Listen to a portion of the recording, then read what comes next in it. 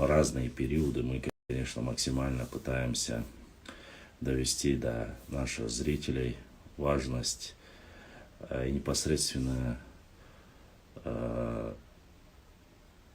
показать исторические процессы, что если ошибаются, то некоторые пагубные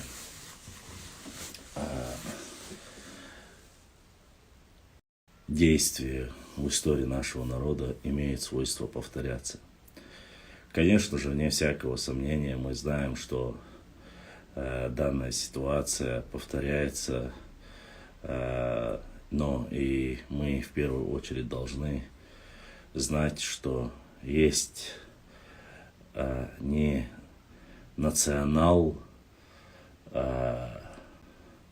патриоты, которых в кавычках данный наш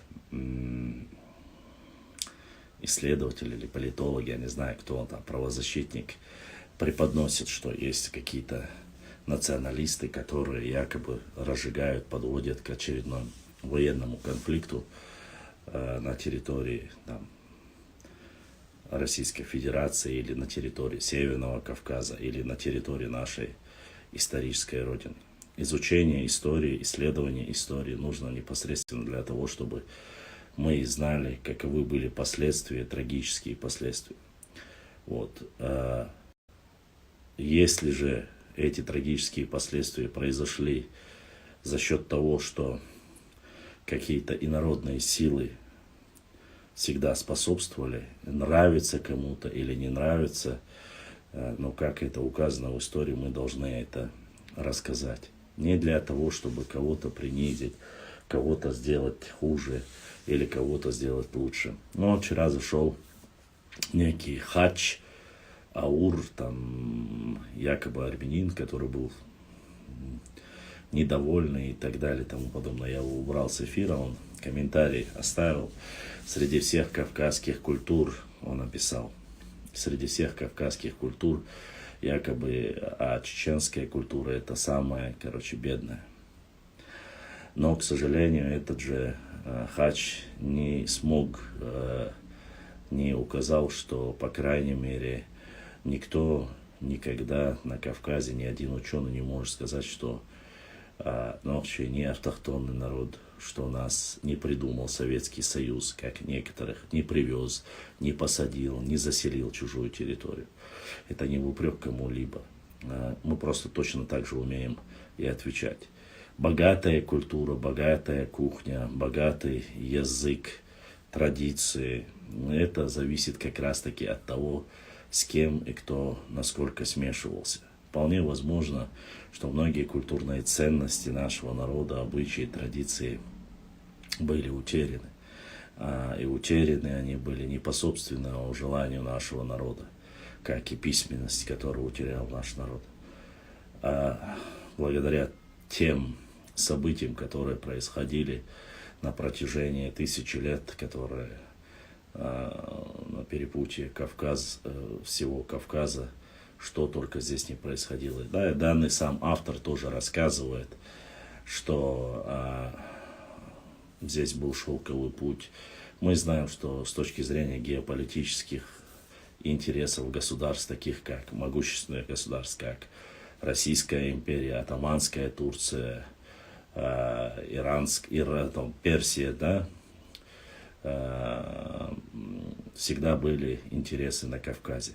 И каждый стремился удерживать Кавказ под своим влиянием и иметь, так сказать, частью, чтобы эта территория, часть принадлежала им.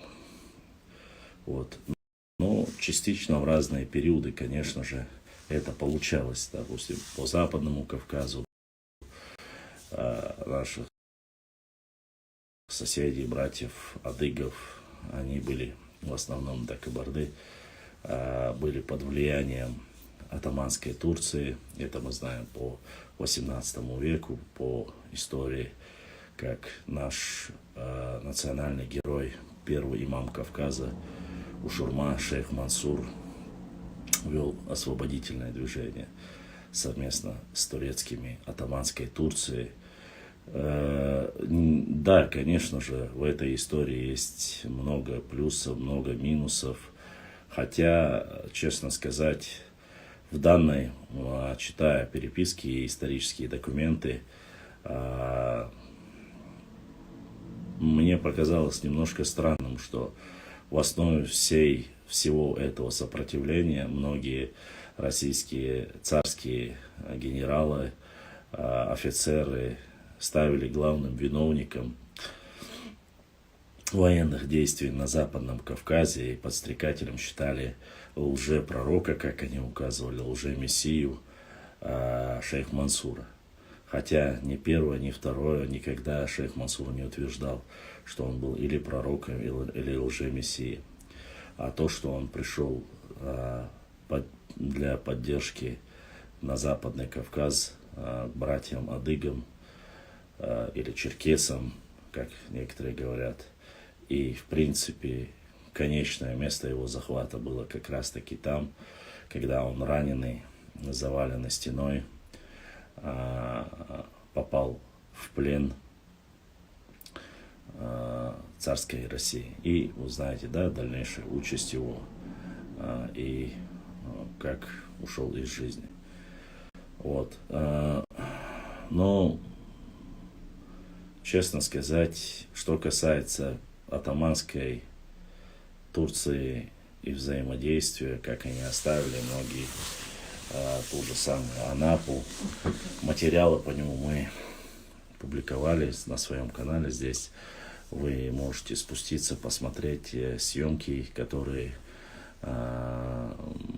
были сделаны в Анапе, рассказ. Ну, уже про Баталбашу, который тоже принимал участие. И как в дальнейшем сложилась трагическая судьба адыгского народа, мы уже тоже знаем. Что касается влияния персов на Кавказе, это тоже не секрет. Мы знаем, что свое влияние персы имели в основном. Некоторые говорят, что на часть Дагестана, то есть ее южную часть. Но по тем же источникам, даже которого мы сегодня пытались уже дальше продолжить рассказы, мы видим, что чуть ли не на весь Дагестан и часть Чечни принадлежала персам, рассказывает некий источник, ссылаясь. Конечно, что на самом деле не могу сказать и не могу подтвердить, потому что кроме как некоторых ученых из Дагестана, которые утверждают, насколько было известно, сфера влияния персов не входила на непосредственно территорию чеченского народа, именно с сегодняшней территории чеченского народа, географической, да. Вот. Вполне возможно, если не считать, что и мы знаем поход Петра Первого, который непосредственно делал этот поход в Дагестане. Я называю в кавычках Дагестане, в то время он не назывался так, но и все же в Дагестане, для того, чтобы его освободить от персидского шаха. Получилось или нет, история рассказывает, вообще в основном исторические исследования показывают, что у Петра Первого получилось, и фактически весь Дагестан был освобожден ближе уже к середине 18 века от влияния персидского шаха. Вот. Ну и плюс, если говорить о третьей державе, с тех пор, вот смотрите, фактически получается с 15, 16, 17, 18 век, 19 век, да, потому что последнее восстание закончилось в 1877 году, можно так сказать. Получается, без малого почти что 300 или 400 лет Кавказ завоевывали от иных, в том числе империи, также и самих местных народов, которые некоторые сразу добровольно вошли в состав, некоторые сопротивлялись. Все это происходило на протяжении 400 лет, без малого. Но если считать, начиная с Ивана Грозного и заканчивается уже непосредственно в 19 веке, да? Если так сказать, более утрирую, потому что поддержка Ивана Грозного некоторым кабардинским князьям тоже как бы не исключает. Абяхмадумов.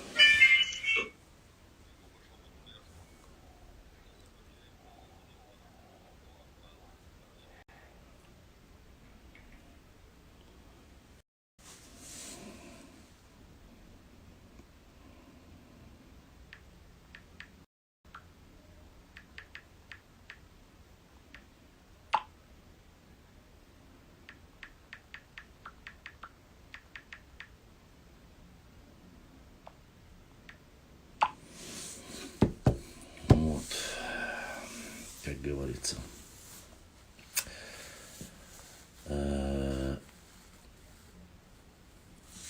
И изменения происходили на протяжении, как мы сказали, 300 и 400 лет. В период, тут речь, конечно, не имеется в виду, что все это время были военные действия. Хотя некоторые говорят и до 20 века тоже, в принципе, Закавказье полностью и Кавказ освобождался от инородных завоевателей. Но, опять же, начиная с древнейших времен, не стоит забывать, со времен великого переселения народов через Кавказ проходили сотни, тысячи разных народностей, этносов. И если мы будем перечислять всех, кто там проходил, и говорить однозначно, что все они имеют отношение к автохтонным народам, потому что они оставили свою частицу, то здесь должно было быть очень богатое наследие всего там, мирового наследия. Но это маловероятно. Хотя, да, мы вчера говорили с вами, что 4 кура-аракская, кайкено-харачевская, майкопская и кабанская культура. Только на одной нашей территории следы 4 этих культур находятся на территории нашей Родины. И это показывают археологические раскопки, это как бы не мои измышления. Вот. Ну давайте продолжим вчерашний диспут. У нас осталось буквально здесь немного, мы уже дошли до 26-го измышления этого исследователя. Из выше приведенных данных следует, что чеченский род Мелордвей, которому принадлежали и князья Турловы, не были аварцами, хотя они и являлись аварскими князьями, но это не одно и то же. Известно, что княжеское сословие у аварцев появилось после арабского завоевания Дагестана и принятия коренными народами этих гор ислама. И все дагестанские князья, в том числе аварские феодалы, были выходцами из Шама, Сирии, Ирак, Иордании и так далее. В основном, я не знаю, откуда он взял эту информацию, видать, я так понимаю, салам всем братьям, сестрам из Казахстана. В основном они являлись потомками 2 курайшитских ветвей, потомков Аббаса и Хамзата, дяди пророка Мухаммада, да будет здравствовал. Я не знаю, откуда вот такие данные, но, видать, и, честно сказать, это уже немножко богохульством попахивает. История появления так называемых аварских князей Турловых на плоскости Чечни хорошо известна. Они, как уже писал выше, вошли в союз с другими чеченскими тейпами и участвовали в изгнании крымского хана Каплангирея. Об этом мы тоже рассказывали, но тут здесь он немножко натянул. Помощь со стороны Каплангирея была только лошадьми, не больше и не меньше. Земель была отдана, после чего часть освобожденных земель была отдана их собственность, которую впоследствии они сдавали в аренду любому, кто соглашался на условия их аренды. Ладно. Согласитесь, между арендой и дарением есть большая разница. К тому же нужно отметить, что нуцалы были не просто княжеским сословием в Дагестане, а военной кастой. Нуцалы лично возглавляли войска и вели их в бой, исполняя роль наподобие той, что на Руси называлось воеводством, то есть явилась военачальниками. Интересно, может кто-нибудь расскажет мне, где эти нуцалы воевали против царской России? Хоть одно сопротивление. Или против персидского шаха, или против атаманской Турции. Против кого воевали нуцалы? Я имею в виду на территории Чечни. Мне интересно, вот человек заявляет, что они были воеводами.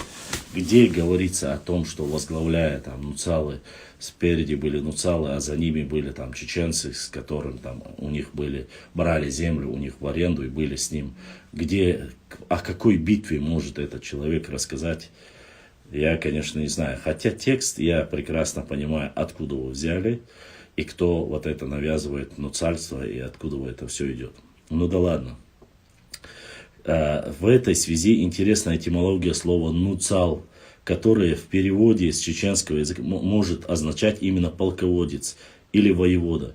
Во-первых, на чеченском языке ни нуцал вообще не имеет отношения ни к инару, ни к каким-либо другим полководцам и генералам. Вообще никакого отношения не имеет на чеченском языке. От чеченского ницк, да. Нуцал, который пишется через У, и ницк, который пишется через И, это, конечно же, одно и то же. Великолепно просто. Сила и Элий князь. А при чем тут Элий князь, знатный человек? Говоря современным сленгом, буквально означает силовик. Господи, это, конечно, такая чушь. Когда же доходы мелордойцев настолько выросли, что они стали явно выделяться как феодальный класс, чеченцы отказались им платить арендную плату и изгнали их с этих земель. Это тоже ложь. После этого им пришлось снова нести некие охранные функции на границах чеченского племени и поселиться на Тереке, где в те времена их изгнали. Им никто не просил аренду. Они получили эти земли в наделы от Московского царства, от царской России. И не нужно рассказывать здесь ерунду, потому что есть официальные документы, где они просят, чтобы им дали эти наделы, чтобы они управляли людьми, те, которые здесь живут. И эти документы есть, и мы их публиковали. Ну да ладно, дальше смотрим. Таким образом, с потомками, Терская линия говорит, таким образом, с потомками дишнийцев Мелордой вновь повторились историю, которую они уже один раз пережили в Дишнемохке, когда из-за своих феодальных амбиций им пришлось по решению Мехкела покинуть принадлежавшие им земли, оставив, они не принадлежали им, они были даны им за службу, оставив в пользу бедных слоев чеченского общества. Интересно, кто же такой милосердный был? Таков был и остается закон гор, и, думаю, нынешнее поколение тейпов, претендуя на статус феодалов, не стоит об этом забывать. Конечно, сейчас к чему это? Кто на что претендует? Таким образом, на примере чеченского рода Мелордой мы видим, как некоторые тейпы, обособившись и дистанцировавшись от центра притяжения нахских племен, впоследствии вновь возвращались и вливались в нахские общества уже в новом качестве. Подтверждением этого является род Алиевых, проживающих ныне в Шали, Аргуне, Урус-Мартане, являющими родственниками моей матери Алиевой, Айны Хамзатовны, предки которых некогда переселились из Чечни в Гумбетовский район современного Дагестана. Это, конечно, очень сильно пример, конечно, на своем средстве. Они вновь возвратились в Чечню, в селение Дышни-Ведено, которое также было основано их однотейповцами после исхода дышнинского феодала Усара из Аргунского ущелья. Примечательно в этой связи и то, что согласно некоторым источникам этимологии, название тейпа Дышни означает «золотых дел мастера», от чеченского дыщи и золота. По рассказам моей матери Алиевой Айны Хамзатовны, их предки, помимо того, что принадлежали знатному сословию, всегда имели дело с оборотом благородного металла. После переселения в Дышню-Ведено отец моей матери Хамзат приобрел большое имение и жил со своей многочисленной семьей из порядка 40 человек в большом по тем временам особняке. Хамзат и его супруга Хазу, что в переводе чеченского означает «красивая». После обучения Хамзата в Грузии стали первыми в Чечне стоматологами-протезистами. Стоматологами-протезистами стали, которые в своей работе использовали золотые царские червонцы. Даже после неоднократного раскулачивания Алиевых в советский период, после чего часть в них переехала в Турцию, по словам Алиевой Айны Хамзатовны, она еще имела на руках золотые червонцы. Моя бабушка Хазу все время носила их при себе на поясе. По словам моей матери Айны, именно благодаря этому золоту они сумели выжить при выселении чеченцев, ингушей, Среднюю Азию, Казахстан. После смерти в Казахстане отца моей матери Хамзата Алиева и мать Хазу обменивала золото на кубышку кукурузной муки в эквивалентной 1 золотой червонец за кубышку, около 1 килограмма, и этим кормила своих детей. Ранее взаимовлияние соседних с чеченцами народов в этногенезе друг другу мало кем исследовались, как и вообще мало исследовалась углубленная история нахов Нохчи. Но сегодня это стало уже возможным. Как пишут авторы истории нахов Предней Азии, Кавказа, Чечни древнейших времен до конца 15 века: Яуз, Ахмадов, Гумба, Курумов, Хасмагомед. За прошедшие с того времени 20 лет историческая наука автономных республик Северного Кавказа потерпела значительные изменения. Если раньше в советское время поиски горских историков ограничивалось только той территорией, на которых находились их автономии, то сейчас это табу снято, и появилась возможность изучать историю народов и гораздо более широких масштабов. И это сразу дало свои результаты. Появились новые работы по истории древних Нахчуай, Нахчи или Нахов, по принятой в научном мире терминологии Передней Азии из Большого Кавказа, которые показали глубокую связь предков нынешних чеченцев, ингушей и бацпийцев с древнейшим ареалом обитания кавказских народов, с кавказской цивилизацией в древности. В первую очередь это такие работы, как Сигаури. Вот и книги. Нохчи Федалшхулла Бахаш. О, Цабахе. Вот как раз таки я зачитываю, алейкум ассалам, я зачитываю человека, который написал вот эту. Ну да ладно, неважно. Первое: Сигаури, очерки истории, к истокам Сигаури, Гумба, история Чечни с древнейших времен до наших дней. Предняя Азия он пишет: таким образом, говоря о единой языковой семье народов Предней Азии и Кавказа, утверждать, что эти народы не являются родственными, а также утверждая, что современные чеченские тейпы сформировались в различные исторические периоды, являющиеся пришлыми и не чеченскими, является глубоким заблуждением, если не сказать, что является целенаправленным, циничным дроблением единой чеченской нации в угоду своим личным ультранационалистическим амбициям или по заказу внешних недоброжелателей чеченского народа. Такие историки, если и руководствуются добрым намерением, то оказывают чеченскому народу медвежью услугу, ибо известно, что благими намерениями выстлана дорога в ад, да упасет нас Аллах от этого. Далее, авторы коллективного труда истории нахов Предней Азии и Кавказа, Яуз, Ахмадов, Хасм, пишут: идея родства восточно-кавказских, включая нахских и дагестанских, и западно-кавказских, абхазо-адыгских языков, была заложена еще в 20 веке русским лингвистом Трубецким. Гениальные догадки о языковом единстве в прошлом населения территории Верхней Месопотамии, Кавказа в целом, с использованием данных чеченского языка были высказаны Тумановым. Что касается Туманова и высказывания его, не все работы ведутся. Нохчи князья Шведаш, Пачайхилла Бохарг, Нохчи Цахалар Билгал, Нохчиц, Цахалар Билгалую. Ты вообще чечен нетто, дво, милому язину цасу. Ты хотя бы послушай, что говорит.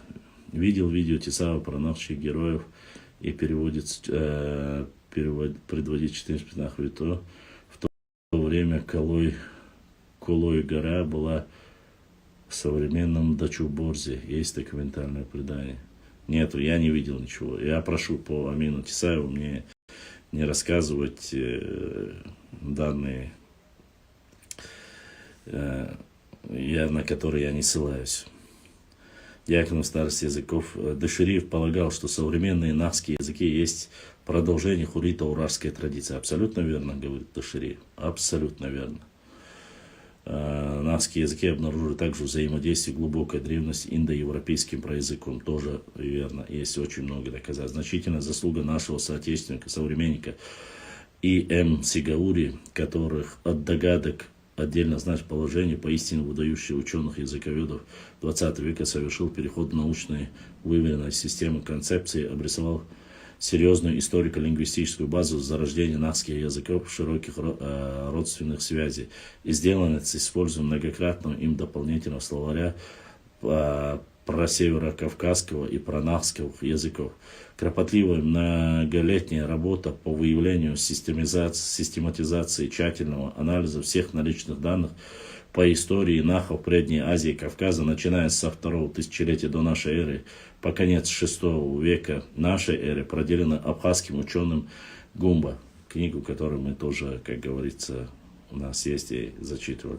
Для поистине открытых, которые стали знаменитым шагом вперед не только в истории нахов, но и всего Кавказа. На самом деле вопрос формирования чеченских тэпов еще не до конца выяснен, Бах.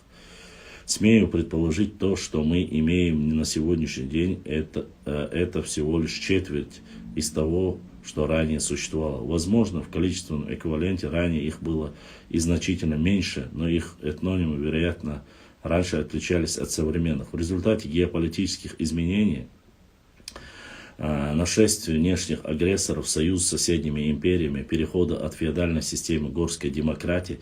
Интересно, какая феодальная система была у нас? У нас никогда не было никакой феодальной системы. Хотя это хотят и навязать. Вот это как раз таки ложное утверждение.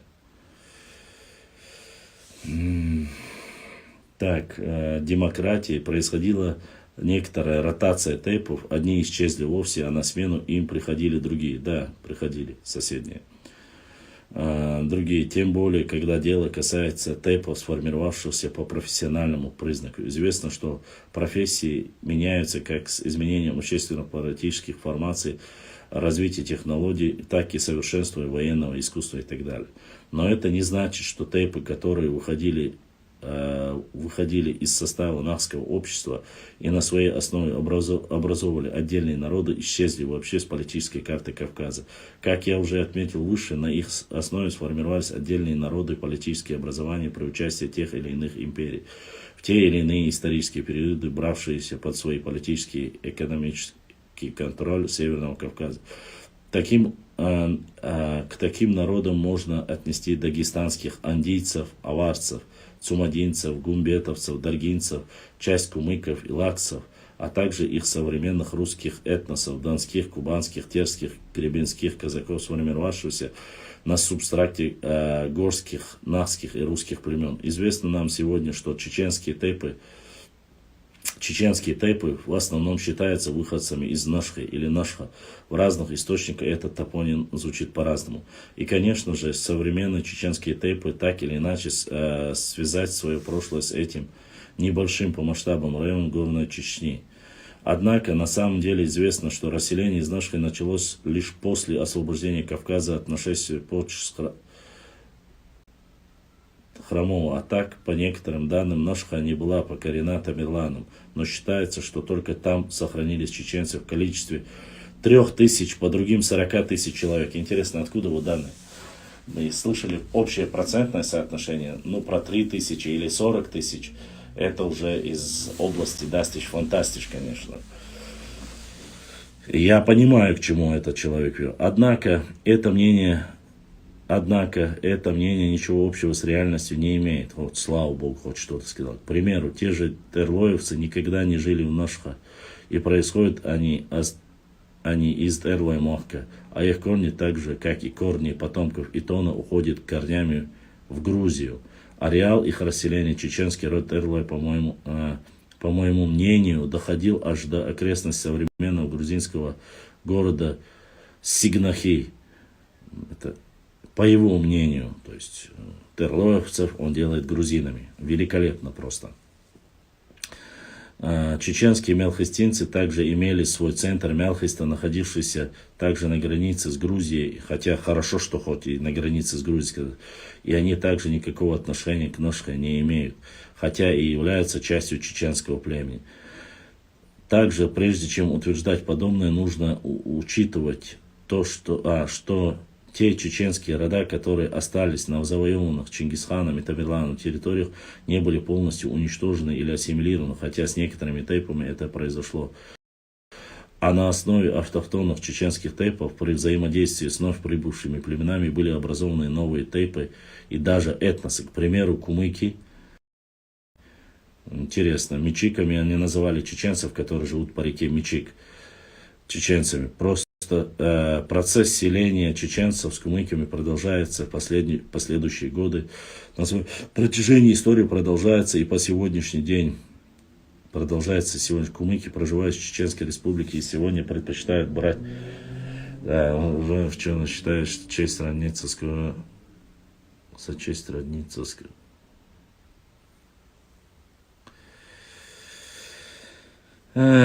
Ладно, в основном много таких представителей Серебро-Монастырь, Дойкур Ойл. Ибрагим Саид также указывает на этот исторический факт. Он пишет о том, что после поражения горцев в Большой Кавказской войне этот процесс был наиболее активен, цитирую, после окончания войны. Пленение имама Шамиля, крушение государства Северного Кавказа, имамата на Северном Кавказе, имамата Карабулаком, жившим на удобных землях, пришлось особенно туго. Русский царизм, вопреки многочисленным обещаниям от имени царя, великого князя, чьи слова никто не может поставить под сомнение, вопреки договору с Мехмедом, вернуть все чеченские земли, в том числе зимние пастбища, стал отнимать и оставлять удобные земли чеченцев, сочетая угрозы с обманом, выселяя их в мусульманские страны и в Сибирь. Выходцы Северного Кавказа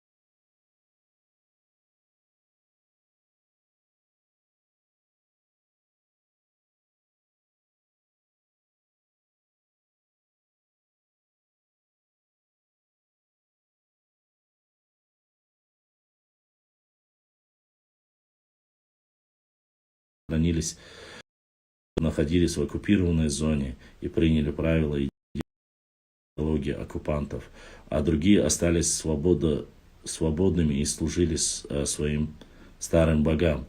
Такие случаи, как правило, в истории народов не новы. Они происходили во все времена завоевания одних народов с другими. И чеченцы, так же, как и другие народы России, не являются исключением из этих правил. В одном из исторических групп социальных сетей читаем такое утверждение, что со ссылкой на чеченского историка Хасана Бакаева. Интересное сведение о кумыках приводит русский этнограф, лингвист и кавказовед Услар, который отмечает, что южные кумыки своих северных сородичей называли Мичихич. А примечательность этого факта заключается в том, что кумыки и чеченцев называют Мичихичлан. Это вообще не так. Это Мачагашлар называют. Ну да ладно, это. Кумыкская плоскость населяли чеченцы, чье наименование сохранилось за переселением на их земли новым населением. Непонятно, мнение ли это самого Хасана Бакаева или того, кто комментирует его пост, но так или иначе, это мнение ошибочно.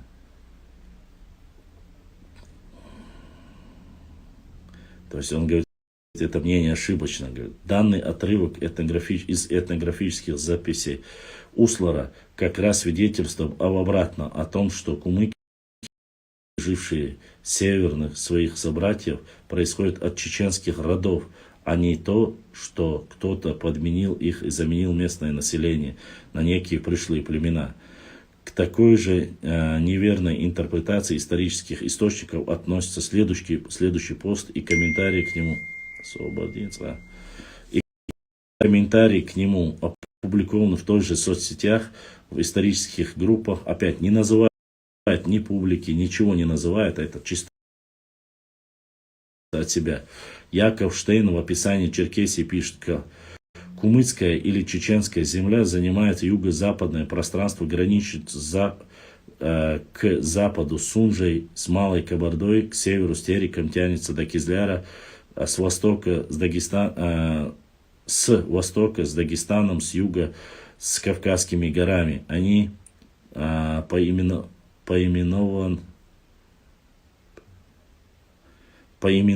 по татарскому слову кум, то есть песок, ибо многие местности песчаные, есть много плодородной земли. Главные реки здесь Эндери, Асай, Мартан, Гик или Ох, Рахнар, Алда, Аргунка, Дышилка или Дипли, Карасу, Хунчемес, Мушак, Хараклен. Между ними находятся деревни и жилища князей и дворян трех народов: чеченцев, карабалаков, атахизов.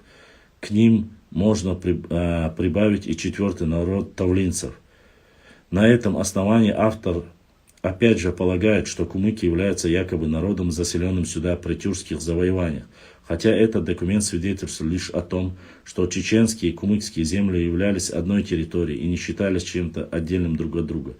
Объяснение этому феномену я приведу ниже, для того, чтобы вернуться к тому документу, который я привел в самом начале этого материала. Немец, полковник артиллерии Евген Гербер, поступивший на русскую службу Петра I, прибывший в Дербент, по поручению царя составил карту пограничных с Турцией и Персией районов Кавказа и написал подробный комментарий к этой карте.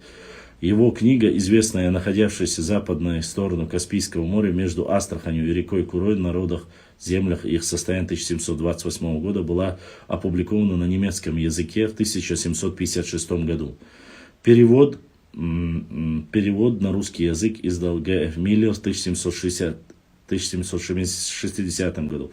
В своих комментариях Гербер пишет: жилища чеченцев простирались раньше от гор недалеко от Эндери, находящихся до самого Каспийского моря, поскольку они гребенским и донским казакам отгоняли скота, лошадей, ну и так далее, и тому подобное. Это я уже зачитал. Порубили, отогнали миллион там овец, это я рассказывал. А прочие опять в горах построились. В 1722 году российские подданными учинились. Ими управляют некоторые старшины, которые прежде от Шамхала, а не от Персии зависели. Доходы от этой земли собирал по тому же Шамхал, однако они составляли в малом числе овец и другого скота, так что государству от этой земли почти никакой пользы нет. Теперь питаются они скотоводством, говорят по-татарски, по вере последуют суннитской секте. Совершенно очевидно, что здесь под чеченцами подразумеваются кумыки. Господи, этот человек просто-напросто походу любитель смешивать и делать такой салат и винегрет, уже териком происходили от чеченских тейпов родов, что подтверждается современными исследователями. Интересное исследование. Какие современные исследования доказывают, что, допустим, междуречье Терека и Сулака, заселявшиеся там кумыки, являются чеченскими тейпами? Какие современные источники? Какие современные исследователи? Конечно, опять никто не указывает. Даже сегодня многие кумыки, особенно те, кто живут в Чеченской республике, опять Чеченской республике, которые живут, это 2-3 селения, где проживают кумыки, и опять же про них. селения Виноградные Брагуны могут называть чеченский род, от которых они происходят. Притом они себя считают кумыками, хоть и родственными чеченцам, но отдельным народом. Вероятно, процесс формирования кумыков происходил в эпоху появления на Кавказе арабских завоевателей с 7-12 веках, которые одержали победу над хазарами, владевшими равнинными землями от Дона до Каспийского моря, которые, приняв ислам совместно с арабами и казикумухцами, которые изначально состояли из навско-чеченского рода Умхуай, офигеть можно, конечно, основали казикумухское шамхальство, топоним Кумух, перешел на все территории в этнические группы. Человек, короче, я так понимаю, про свой тейп, короче, толкает, если никак по-другому я не могу назвать. По примеру того, как сегодня всех граждан России принято называть россиянами. Чеченский этнограф Ибрагим Саидов в своей статье также приводит некоторые сведения по данному поводу. Под названием следующий народ чеченцы были известны и кумыкам. Часть жителей тейповых центров Савой, Гуной, Тумой, Тумсуай, Дышни, Цуантруай, Харачи, входящие в военную касту, ассимилировались среди кумыков Бах. Их язык своей легкостью для изучения вытеснил чеченский. Савой превратились в кумыкское княжество сословия второй степени. Хуай, стражники, так назывались пограничные укрепления поселения на границе с аварскими ханами. Одноименными поселениями находились на плоскости. Кебертой, охранявший ворота и горный проход. Аберже сообщил, что галгайцы обитают у верховьев реки Ассы по берегам Тобачу, между кистами, цоринцами, акинцами, тифлистом. Он перечислял галгайцев в числе прочих чеченских тейпов. Берже также выразил, что в будущем чеченцы удержат за собой общее наименование. Таким образом, утверждение, что земли, где сегодня проживают кумыки, якобы являются отобранными землями у чеченцев, и отданные кумыкам сначала Тамерланом, а потом Российской империи, являются заблуждением. Вот он к чему это подводит. Понимаете, здесь он очень хитро, конечно, подводит. Жалко, конечно, ну да ладно. Заблуждением кумыки, проживающие на этих, является заблуждением кумыки, проживающие на этих территориях, где ранее проживали некоторые чеченские рода тейпы, и есть отчасти чеченцы, которые, соединившись с хазарами и другими племенами при арабском владычестве на Кавказе, создали казикумухское шамхальство. Это что за ерунда вообще? Что за сказки про белого бычка? Я не знаю. Это настолько, И это значит, что и поныне мичиковскими кумыками, потомками нахского племени, проживают на своей исконной земле. Как утверждают авторы труда «История Наха в Предней Азии и Кавказа», последние археологические, лингвистические, антропологические, этнографические и иные данные уверенно подтверждают наличие в древности некого единого этнокультурного языка, массива родственных нахских языков и этносов Месопотамии. Но это вообще сейчас при чем тут это? Различия культуры народа пришлые, так и автохтонные, в том числе известном вкладе нахского субстракта. Все это требует дальнейших исследований самым широким фронтом. Автор данной статьи не утверждает, что все им сказанное является истиной последней инстанции. Я лишь высказал свое мнение по данному поводу, основываясь преданиями своих предков, имеющими в наличии исторического материала. Истина известна одному Всевышнему. Автор данной темы Ислам Сайдаев. И вот здесь написано источники. Оказывается, нет, это перепечатано даже. Так что здесь потом перечисляется ко всему, что было сказано. Я, честно сказать, наконец-то статья закончилась. Я немножко, конечно, не удивлен. То есть все тейпы, которые считаются якобы инородными, или обсуждения, то есть он в основном здесь ведет такую из новых историков, которые он утверждает. Я теперь понял, что он конкретно высказывается против Хасана Бакаева, завуалированно. Я не знаю, это некий Ислам Сайдаев, что ли, написал эту статью. К сожалению, она прошла только мне сейчас. Кем он является, там не написано. Он говорит, что это его личное мнение. Он просто взял, собрал это хапар-чупар и опубликовал его на Проза.ру. если я так понимаю. То есть любой человек, который хочет написать какую-то ерунду, можно собрать туда и написать. Да, там есть некоторые моменты исторические, которых он вырвал из контекста, закинул в общий текст создания. Там, он тем самым, во-первых, проблемы с кумыками как таковой у нас нету, кроме тех, которые говорили, что это вся там чуть ли не полчищня является их землями и вотчиной. Это раз. Во-вторых, никакого на Жиртовском районе, селения, где находится Зандак и остальные, не являются родовой горой Умхуай. И никогда не было. Спросите у любого старейшины, у любого человека, хоть где-нибудь, из того, что он называется как-то Гумиклам, да, оно является Умхуайлам, нету. Ни Гумкилам нету, ни Гумхуайлам нету, ни Газгумкилам нету. Нету ни Цадахруайлам нету, нету никаких остальных Гезлуайлам нету. Что бы вы ни говорили в историческом, в чеченских этносах, нигде этого нет. Что касается процесса объединения, или то, что были процессы, кто-то женился, кто-то там и так далее и тому подобное. Хочу до вас довести вот это, до вашего, вот как раз таки. Теперь я понимаю, против кого это.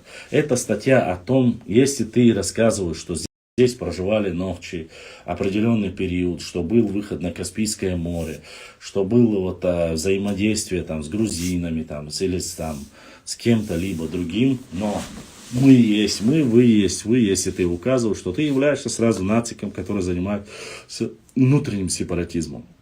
В чем заключается внутренний сепаратизм? Всевышний Аллах создал нас всех своими народами.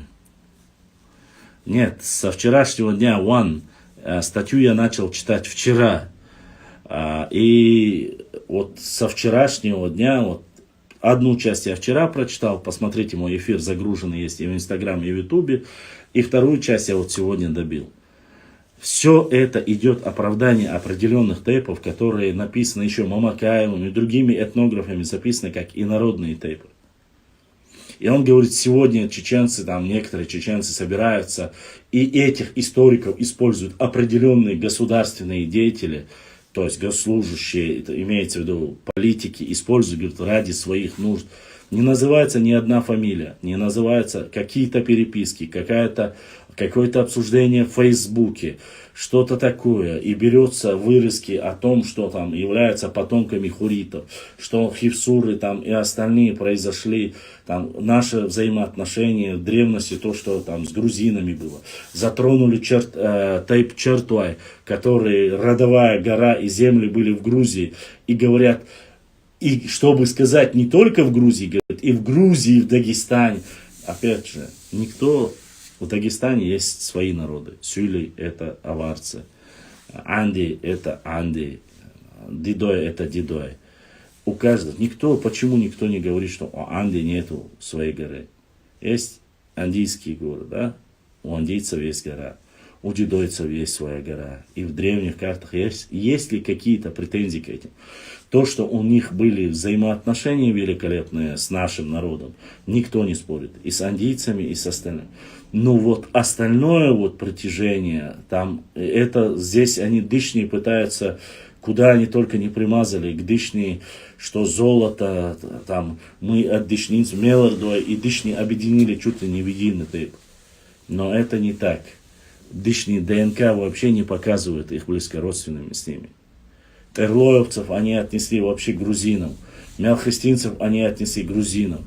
То, что все являются из области Нашки, этого тоже никто не говорил. Это просто-напросто то предание, которое рассказывается всеми, и все знают его, что определенная часть, процентов 20-30, а не 3000 человек, как указывает данный автор, или 40 тысяч, она не является достоверной. Мы это говорили, скрылись и в Мелхисте, и в Галанчурском районе, и в Шатойском районе, и в том скрылись от Тамерлана.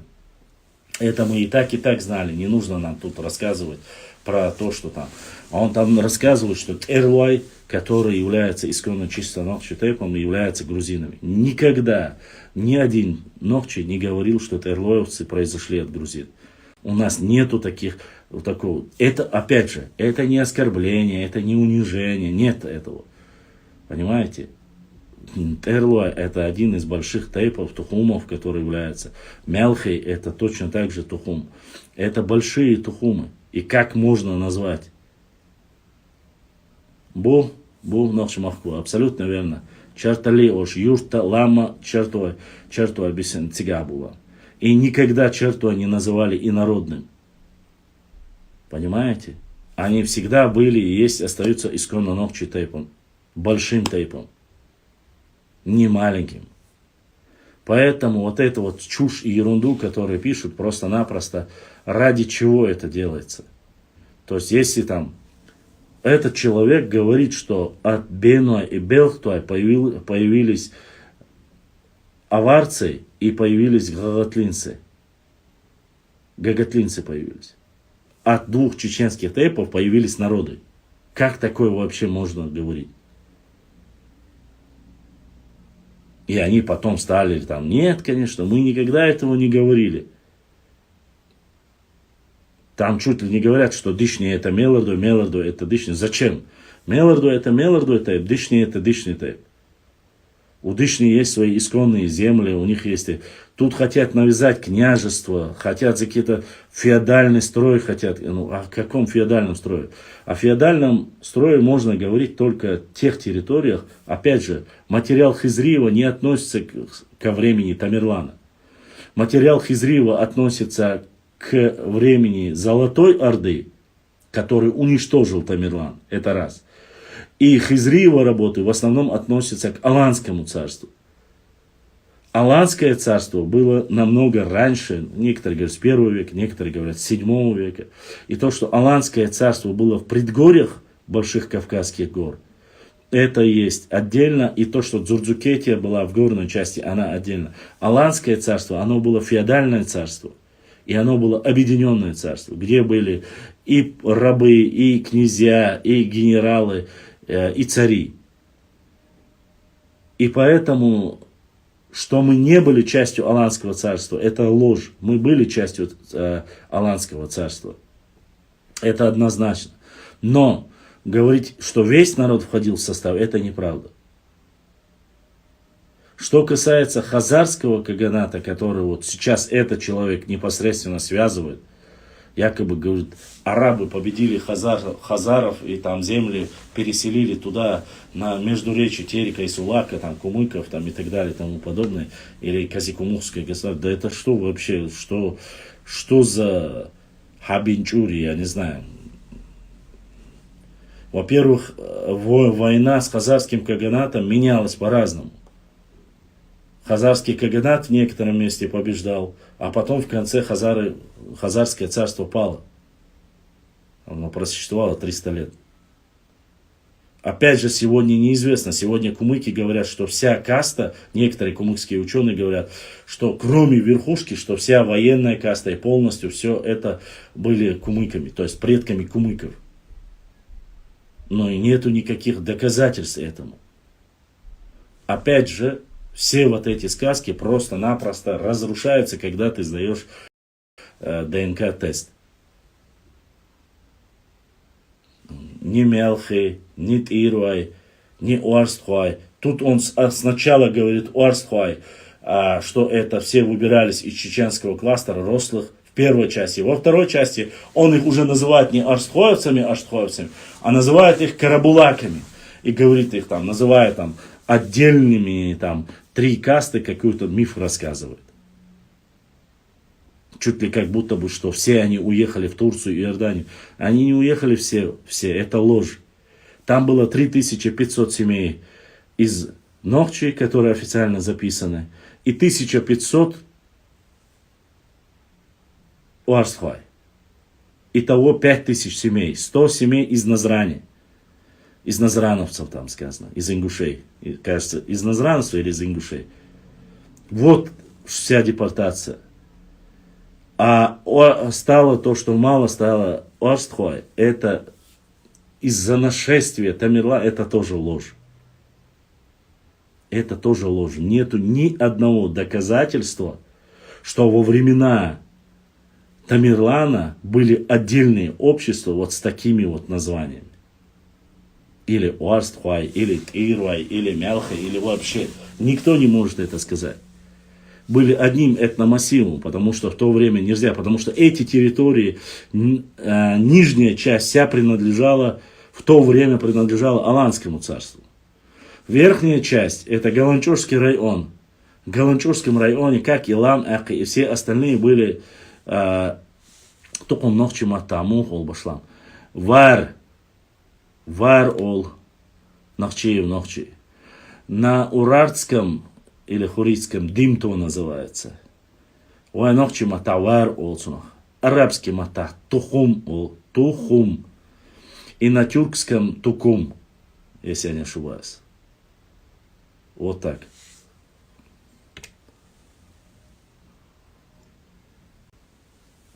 Благо, конечно, я там в конце то, что он написал, это мое личное мнение и так далее и тому подобное. Ну, вы когда-нибудь слышали, что селение Зандак или Зандхуай, которое проживает один из больших тейпов, Зандхуай это один из древнейших тоже тейпов, что они и селение Зандак находятся на горе Гомхуай. Когда-нибудь вы слышали такое?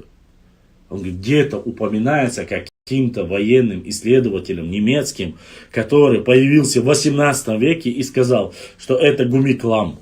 Якобы где-то он написал. К чему это? Это что сказано в 15 веке, в 14 веке, в 13 веке. Где это сказано? Это часть, если я не ошибаюсь, Ножаевтовского района, да? Сегодня Зандхуай. Селение Зандак.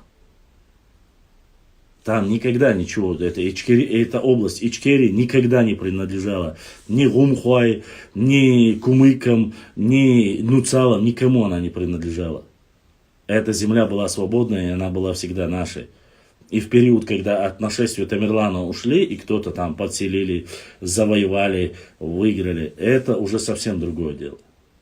А если я веду вот такой вот разговор, понимаете, если я веду такой разговор, значит я занимаюсь, являюсь чуть ли не Геббельсом или там националистом. А при чем тут националисты? При чем тут? Тебе задают элементарный вопрос. В Чечне каждая гора на протяжении тысячелетий занята автохтонными народами. И каждый автохтонный народ знает, кому принадлежит эта гора. Я же не пойду в Цумадинский район и не скажу, эта гора 1000 лет была наша, там, тому назад. Это все, это мое, давайте верните это и так далее. Не имея никакого доказательства. Ссылки, которые он делает, в основном этот ярый чеченофоб, чеченоненавистник, который всегда клеветает, обвиняет. Они как раз таки и пытались, говорили, что сперва Байсангур Биноевский не существует, а потом сказали, что якобы Байсангур Биноевский, то есть потом уже начали говорить, что он не существует, когда доказали, что он есть. Это национальный герой чеченского народа. Потом уже начали говорить, что он якобы, их род происходил из селения Чанка или какая-то Чамал и так далее и тому подобное. Что тоже было к чертовой матери разоблачено. Он из исконно Эдинеке, исконно Нохчи Трепа Беной. И никакого отношения он не имеет. Но некоторым людям, видать, не сидится. Шейх Мансура делали туркам, татарином, итальянцам, башкирам, сколько я помню уже. И уже, в конце концов, кем только ему не делали. Он из исконно Нохчи Трепа, Эрстеншвай. У него остались наследники, имеется в виду, прямые остались потомки.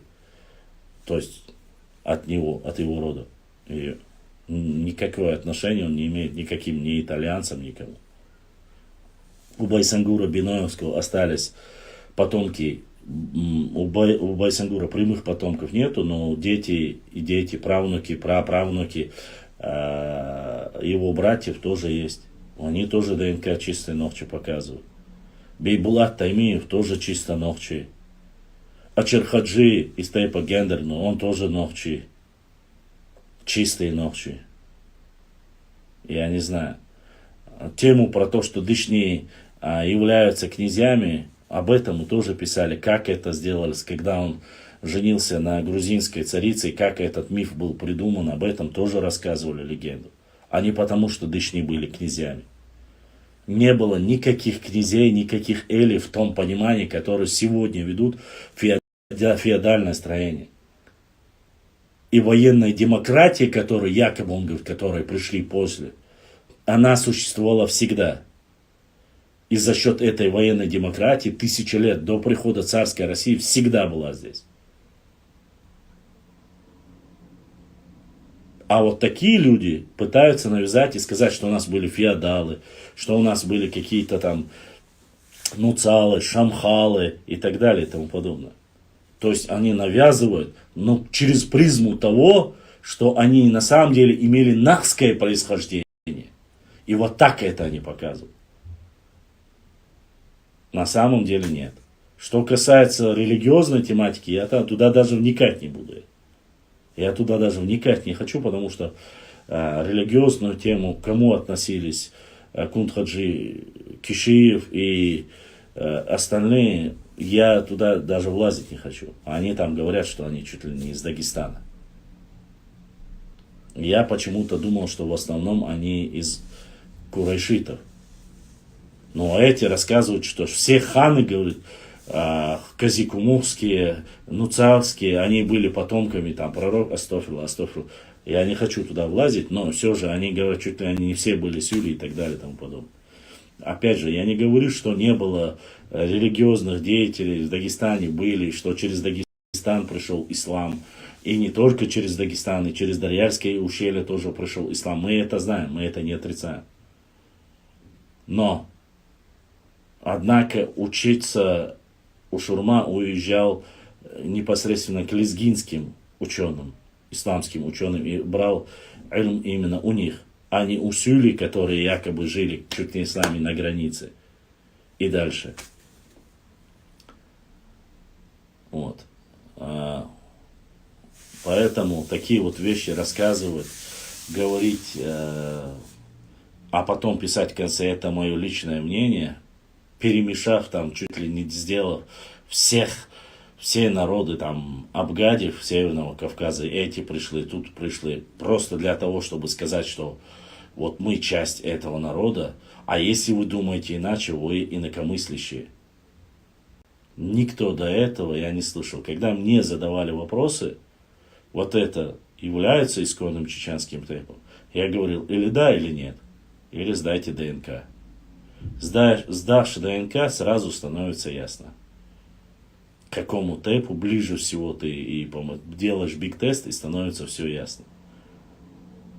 Но если даже ты сдал биг-тест и тебе показывают, что ты, извини меня, из соседнего региона, ничего тут такого нету. Ты гражданин Чеченской Республики. Ты такой же житель, как и я. Но, всегда есть маленькое но. В истории народа или того, что было ранее, ты приписать к себе не можешь. Как бы ты ни хотел.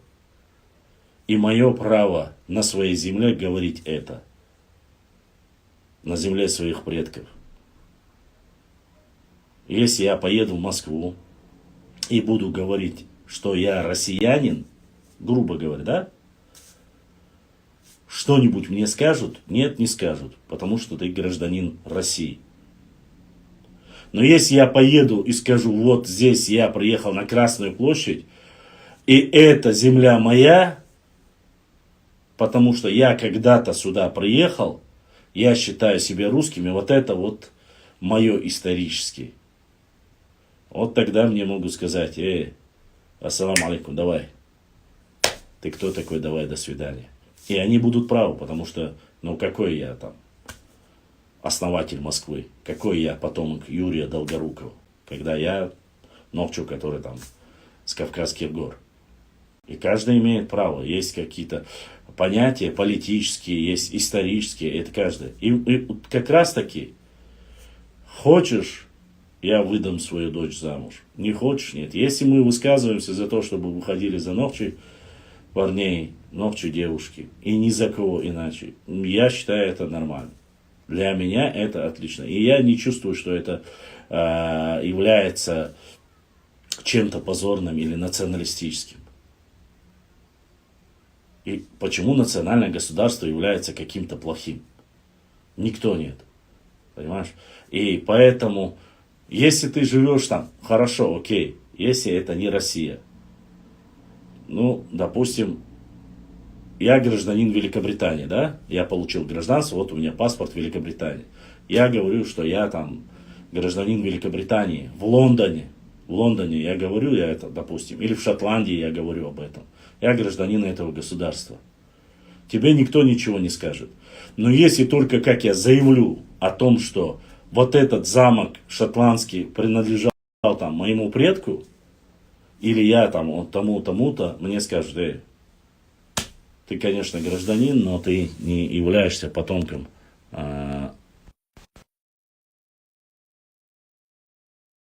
И они будут правы. Здесь тут ничего такого нет. Поэтому историю нужно изучать. Башлан, где можно посмотреть ответ на ДНК проекта, если она есть. А там, где вы сдаете ДНК, они же вам и предоставляют ответ. То есть обратитесь к Пахрудину Асану, Асанакаеву, да, Пахрудин. Он занимается ДНК, если вы находитесь дома, в России имеется в виду. Он же вам через определенное время скажет, когда вы получите ответ. Но желательно, конечно, сдавать биг-тест.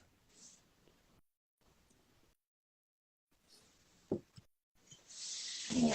Поэтому нужно понимать. Я всегда говорю, есть многие люди, которые высказывают дост.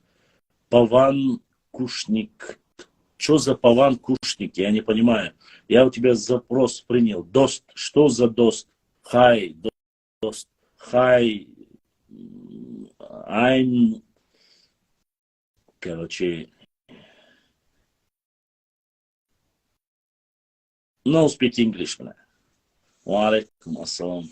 Валейкум ассалам. Все, что мы можем сказать, все, что мы говорим, и каждый... Я не знаю, честно сказать. Но, вы знаете, почему-то осуждают какие-то национальные идеи. Окей, давайте возьмем Саудовскую Аравию. Это, вы знаете, это столица всего исламского мира. Мусульман по миру. Ва алейкум салам. Во всем мире мусульман там, сколько там? Почти до 2 миллиардов, да? Но Саудовская Аравия в основном проживают арабы, коренное население. Пускай будет 98%, 90%. Кроме тех рабочих, которые наняли. Я не считаю обслуживающий персонал, я не считаю всех людей, которые туда приехали работать. Это всего лишь люди, которые приехали. Но это национальное государство. И всем там заправляют арабы. Почему Саудовскую Аравию никто не называет националистической? Все проекты принадлежат арабам. Все деньги арабские. Все главные компании арабские. Почему арабов никто не называет националистами? Или возьмем Израиль. Или возьмем Израиль. Разве Израиль, в основном в Израиле все ведущие компании, все, что там есть, в основном это за евреев. Вот. Все компании сильные, которые государство образующие, все принадлежит евреям. Почему евреев никто, или еврейское, израильское государство, никто не называет там, я не знаю, националистическим. Саудовскую Аравию не называют, Израиль не называют. Обязательно нужно прикопаться к Гитлеру или к Германии и развязывание его политику антисемитизма. В чем проблема? Я не могу понять, почему только Гитлер.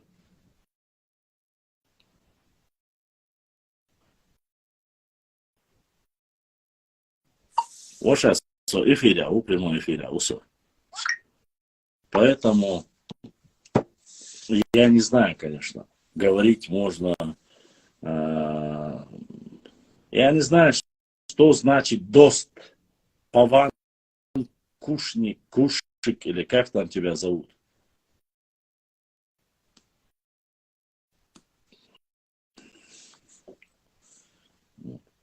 И если сегодня какие-то национальные идеи есть, допустим, о возрождении родного языка, о возрождении там, своей родины, о том, что новчи должны выходить замуж за новчи, э,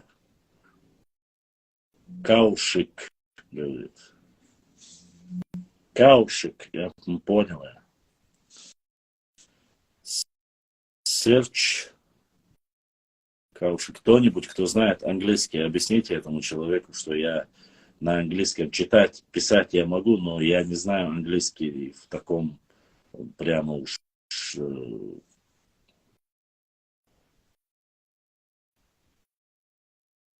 ви, виш, вишвамите каушик. Короче, понятно. Вот. Но это проблема этих людей. То есть здесь, в принципе, указывает на то, что работа, этот человек же, он не является же ингушом, он не является, там, допустим, дагестанцем, он является гражданином Чеченской Республики. И он пишет такое вот, обвиняя тех, кто занимается исследовательскими работами, историческими исследователями, называя их там националистами или и так далее и тому подобное. Но тем самым он сам внутри пытается навязать свое мнение, что от чеченских тейпов произошли соседние народы. Или имеют этот элемент. Да не имеют. Только одно имеет. Если есть какие-то we love you, они имеют только то отношение, что они потомки, если они потомки леков, ни больше, ни меньше. А мы знаем, что в Дагестане не все являются потомками леков. Вот. И как бы ты ни пытался, а то, что когда-то женились, когда-то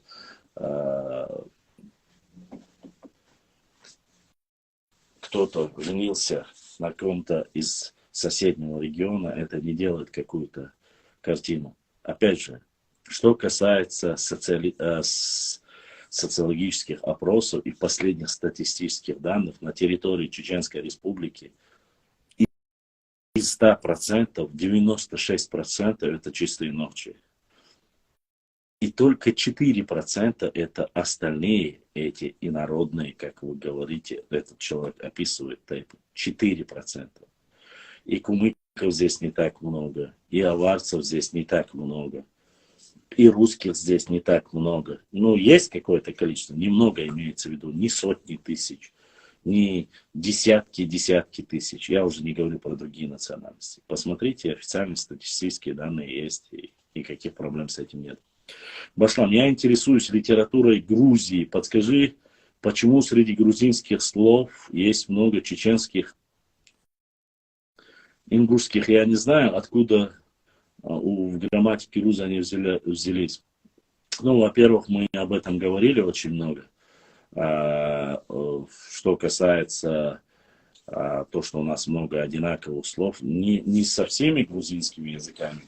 Очень много новых слов, чеченских слов, оказалось так, что были у сванети, у сванов очень много совпадающих слов с чеченскими, прямых причем, но имеющие одно и то же значение. Но я вот разговаривал с Усманом, он студент как раз таки, он и житель, и сам гражданин Грузии, это наш крестьянец. Когда я ему сказал, он сказал вначале нет, а потом, когда начал изучать, он очень много слов наших нашел в сванском языке. Ну, я не знаю, как там правильно сказать, но среди сванов очень много одинаковых. Это говорит о том, что как раз таки в книге Маргашвили, которую мы зачитывали, о том, что взаимоотношения между Грузией, особенно северной частью Грузии, и Чечней были очень сильные. И, видать, вот так мы взаимообогащались, так сказать, словами. Хотя маловероятно, что именно в нашем языке есть много грузинских.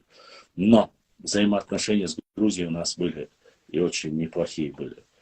Я не знаю ингушского языка, есть ли такой даже. Я знаю, что есть один у нас язык, но диалектов у нас разных очень много. Вот, поэтому про их слова я не знаю. Ты видел обзор, описание, сравнение в Ютубе? Да, видел. Дайвкерс, да, я видел короткий ролик, кажется, видел. Там есть некоторые слова совпадения, есть, я видел. Я сам же их публиковал очень много. Я их очень много публиковал, есть взаимоотношения. Но я же общаюсь с нашим народом, представителями нашего народа, кистинцы, которые живут в Грузии. Это те же ногчи. Понимаете? Это те же самые ногчи, которые проживают. Их называют кистинцами, но это ногчи. Вот. У нас, и мы с ними говорим, они прекрасно владеют грузинским языком, у них 2 языка, хотя я скажу 3 языками. Они владеют своим родным ногчи языком, причем их диалект является одним из автохтонных, то есть очень древних у кистинского языка. Это наши ученые доказали. Есть кистинский диалект отдельно, чтобы ты понимал. Второе, они владеют грузинским языком. И третье, они владеют неплохо английским языком. То есть 3 языка, которые они используют. Это непосредственно наши грузинские кистинцы, наши ногчи, которые проживают там. 99% все, кто проживает в Панкийском ущелье, это ногчи. Только одна семья там была из Ингушетии, которая, насколько мне известно, а остальные все ногчи. Ногчи тайпы, все. И они это прекрасно знают и говорят. Так, Башлам, Эруай, какие тейпы более близко родственные, хотя и все тейпы наши себе. Бенуай, Белхтуай, Ктеруевцам близко родственные. Вот, это по ДНК-тесту, который показывали, они говорили. В основном очень близки Бенуай. Фантруай тоже близки к ним. Вот так. Не могу сказать про всех, но вот те несколько, которые я пишу. Башлам, почему у кистинцев Панкисии некоторые разговаривают на разных диалектах, даже произношение слов я видел в Ютубе. Да, ты видел в Ютубе, не забывай, ты не про кистинцев говоришь. Есть бацбийцы, которые там живут, у них другое совсем. А есть кистинцы. Кистинцы в основном компактно проживают, и у них один диалект. И они очень прекрасно все понимают. Все друг друга. Их не так много.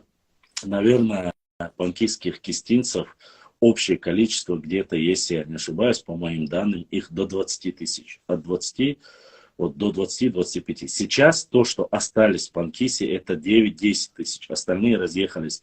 Кто здесь домой вернулся, кто в Европу уехал. Вот так по всему миру разбрелись. А тех, которые осталось, их там 9-10 тысяч. Есть кистинцы, а есть бацбийцы. Вот бацбийцы, у них есть 50 на 50. Слова у нас совпадают. Там и Артем Плата, и эти ингушские эти ездили туда. Многие блогеры, которые хотели показать, что бацбийцы произошли от них. Но их относят как нации. Их всего 3000 человек. Они живут в Зимо Алване. Они идут как войнавская группа. То есть ногчи, есть ингуши и есть бацбийцы. И вот они идут третьими, а их не относят ни к чеченцам, их не относят ни к индушам, их идут они как отдельно, вот войнавская. Когда называют войнахами, там идут ногчи, ингуши и бацбийцы. Вот. Не путать с бацуай, с чеченским тейпом, это совсем друг. Бацбийцы, это вот зимоалани. Причем они в основном христиане. Половина из них уже утеряла родной язык, более старшее поколение говорит еще на родном языке, а остальные говорят на грузинском языке. И 90% или 95%, кажется, они все христиане. Вот. Там не разные диалекты, а именно вот такая ситуация. А кистинцы 99, не знаю, 100% все являются суннитами, мусульманами. Все кистинцы. без исключения. Есть Тушины, конечно, Цово-Тушины, которые тоже, но они раньше ушли, они считаются, что намного раньше переселились туда. Речь, я тут так понимаю, 14, 15, 16. У Маргашвили, по крайней мере, написано это все. 40 семей, 60 семей и много-много чего. Там их очень огромное количество. У одного грузина спросил, к кому относятся бацбийцы. Этот грузин сказал, они относятся к нахским народам. Смотри, Дзузук, нахские народы никогда не используй. Это выдуманный термин нахи. Нету нахских людей. Нахи термин и войнахи термин выдуман евреем Яковлевым и Мальсаговым. Есть нахчийский этнос и относится к нахчийской языковой группе. Правильно говорит нахчийский, чтобы у тебя было понятно. А то, что они могли сказать, то, что они относятся, конечно, они относятся. Никто здесь не спорит. Это абсолютно верно. Но сейчас ситуация немножко меняется. Молодое поколение, когда ты спрашиваешь даже у бацбийцев, они говорят, что они грузины. И тушины тоже говорят, когда ты им говоришь, вы наши общие предки, вот вы больше чеченцами имеете. Они говорят, нет, мы грузины. Мы христиане, мы грузины. Хотя старшее поколение взрослые знают, что у нас были взаимоотношения, причем прямо пофамильно, вот книга 70-х годов, я могу вам зачитать, показать, там огромное количество чеченцев. Причем многие ученые говорили, что переселение в Панкиси, допустим, два чеченских воина, которые основали всех кистинцев в Грузии, в Панкиси считается, это один, это Дуйси, второй это Джопол. Вот один Майсто, другой Дишни. Вот двое основали, два села Омола и Дуиси. Вот два чеченских героя, которые переселились туда и на основании подтянули своих родственников, друзей, всех остальных, которые противостояли там имаму Шамилю, которые и дагестанцам, которые делали нападки на Грузию, там воровали у них женщин, детей, скот, там грабили их. Вот они стали неким кордоном. Вот. Все считали, что вот этот период, там нашли самые ранние могильные надгробия 1791 или 92 года нашли. То есть Давяльну, Дюха Давяльну, Нохчу Усига. И вот считалось, что вот это, хотя по официальным данным, в Панкийском ущелье якобы появились, и многие, которые ученые говорят, немецкие, те, которые Миллер, там остальные, которые пишут, там, Зиссерман, они говорят, что с первой половины 19-го, то есть 1813 26 год, они говорят, это время якобы заселения Панкийского ущелья.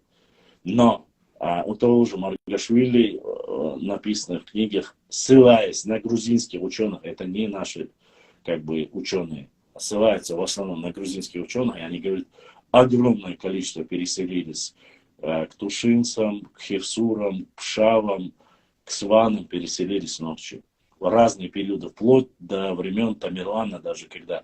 Я уже не говорю про Парноваза и Саурмага, вот эти время я не говорю. Это было первое. То есть взаимодействие было очень сильное. Поэтому не то, что это, но в 19 веке огромное количество грузин, вплоть до Биноя, то есть горной части Ичкерийской области, до Тудова грузины и здесь на плоскостной территории, вплоть до Грозного, грузины спокойно приезжали, работали здесь. Взаимоотношения с грузинами было такое, экономические взаимоотношения были очень хорошие. И не забывайте, на карте в разные периоды в Терской области два селения от нашей родины, которые есть, остались после уже деления, после революции, остались в Грузии. Два селения. И на карте они четко видны. Я опубликую. Они когда-то были нашими, то есть там проживали мелхистинцы. Но, я так понимаю, часть мелхи, в основном, они же имеют фамилию Садещи Чуагу, что я больше знаю про них, конечно, имеется в виду. Такие, как там, часть мелхи оставались в Грузии. И у них появились вот эти фамилии. Сигаури, Махаури, Хаяури. Вот это Ури и Швили, это надбавки к нашим любым фамилиям там. И об этом тоже Маргашвили как раз таки тоже пишут. Как стали там чеченские фамилии, немножко грузинские. Поэтому мелхи не являются грузинами, но они жили по границе, как и Хальдеарой, допустим, которые фактически жили вот на границе. И большинство Хальдеарой, ну не большинство, Хальдеарой проживает там, Зимо, Алвани и так далее и тому подобное. Ой, не Зимо, Алвани, а в Омала. Вот так вот. Так что у нас огромное... Вот по Грузии я могу сказать. Что касается Дагестана и Сюили, Муахк, где проживают Сюили, вполне возможно. Много преданий, много... Есть определенные тейпы, которые утеряли, и сегодня они на стороне Сюили больше возникают и противостоят нашему народу, то есть, хотя они являются кровными от нас. Почему, говоришь, Ри появились? Я не понял. Не Ри, Ури. Ури, Швили, это грузинские добавляются, когда имеют, ну, по зелям, от того, что часть мелхи, кстати, в Панкийском ущелье тоже есть мелхи, если я не ошибаюсь, кистинцами, которых называют, входили в состав грузинской ССР. СССР, кажется, да, в то время. Вот за счет этого, то, что они оказались, и появилось вот это окончание. Хаяури, Махаури, или там Маргашвили. Вот из-за этого. Башлам. Тюрки своих не отталкивают. У них тоже не все приняли ислам. Альхамдулилля. Мы мусульмане, но истории есть бацбийцы ночи. И Хазал Оша, Нохчи 95. Я не могу говорить про бацбийцев Нохчи они или Нохчи. Ислам тоже не все приняли ислама. Тюрки свои. Я не отталкиваю. Вопрос не отталкивания. Я говорю про официальные данные, понимаешь? Я не могу сегодня говорить, что бацбийцы там являются мусульманами, если они не являются мусульманами. То, что там некоторые начали принимать ислам, да, но там их всего лишь 3000. И из них, из этих 3000 в основном проповедуют христианство. Я их не отталкиваю от того, что они христиане. Ты не понимаешь, я не об этом говорю. Но бацбийцы идут как наш кластер, там, нахчийский кластер, да? Но они идут отдельно, как Нохчи, Галга и бацбийцы. И говорить, что они наши только Нохчи, мы не можем.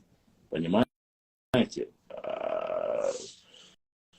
Так-то можно говорить, да, в древности у нас был один ареал, был один предок и так далее. Это да.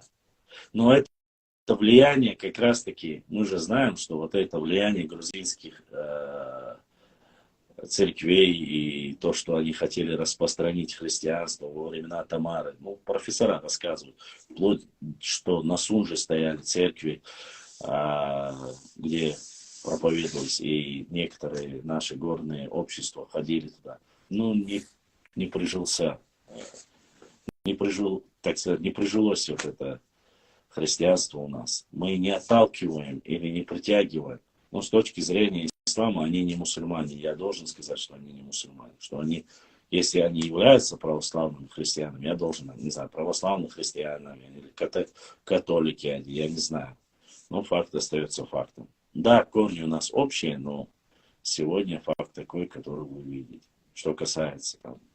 Поэтому никто не видел ДНК-проект грузин, особенно северных грузин. Посмотрите, почти что северные грузины, это с нами, которые граничат, Хивсуры, Пшавы, Тушины, вот они, кто граничит, посмотрите их ДНК. Их ДНК в основном у всех является J2, почти у всех. И сегодня первый донат в поддержку нашего канала мы получили от брата Залавди.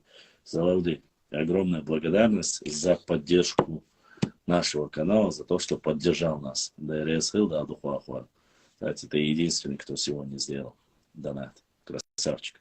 Вашам, кому приказано было задержать Абрека Зелимхана? Абрека Зелимхана задержать.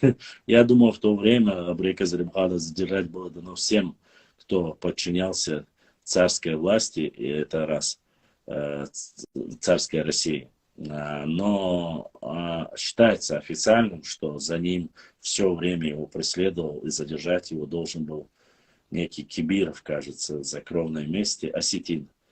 Вот.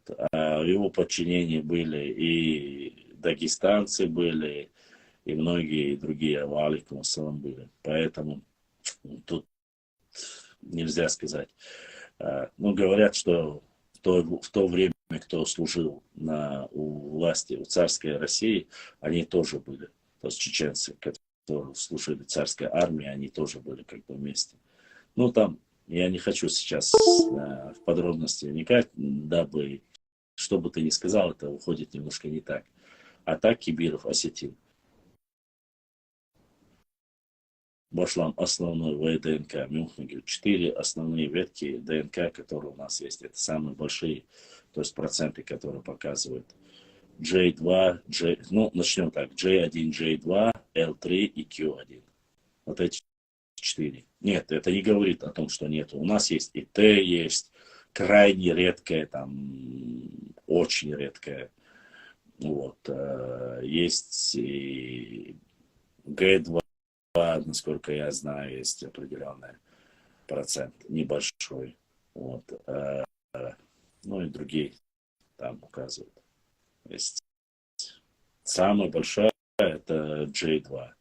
Потом идет J1. Потом L3 и четвертое место Q.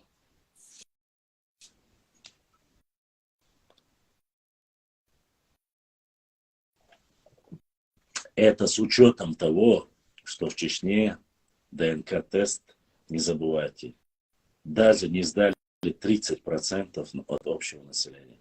30% даже не сдал. Вот. Так. Поэтому, честно сказать, я немножко не понимаю ситуации по Грузии. Никогда, хотя, честно сказать, есть и разные отношения к грузинам. То есть, что бы ни было происхождения с грузинами, какое бы ни было, то ли из-за благородного происхождения, то ли из-за вот этих дальних наших взаимоотношений, не считалось позорным ни жениться, ни взять в жены, ни грузинку, ни и так далее. Выдавать не выдавали, но брать у них жен никогда не считалось зазорным или плохим. А вот с некоторыми другими соседними, вот это, конечно же, считалось немножко неправильно. Башлам, что говорил в письме шейх Мансур, которого нашли, можешь рассказать? А в каком письме? Башлам, ДНК тесты есть у бацбийцев? У бацбийцев есть. Но у них покажет такой же ДНК, как и у нас. J2 и J1. Башлам, брат, да, это была Хамасу Дикчумандя. ДРС Хил, нахчу 95-95. ДРС Хил.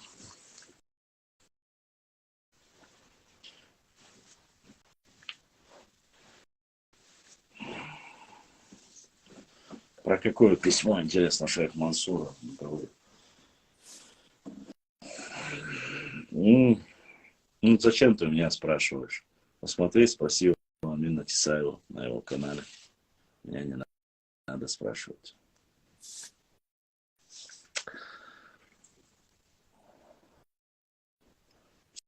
Все письма, которые есть шейх Мансура, еще и до Амина, всех письма, документы я опубликовал. Есть на нашей странице в Инстаграм, можете посмотреть.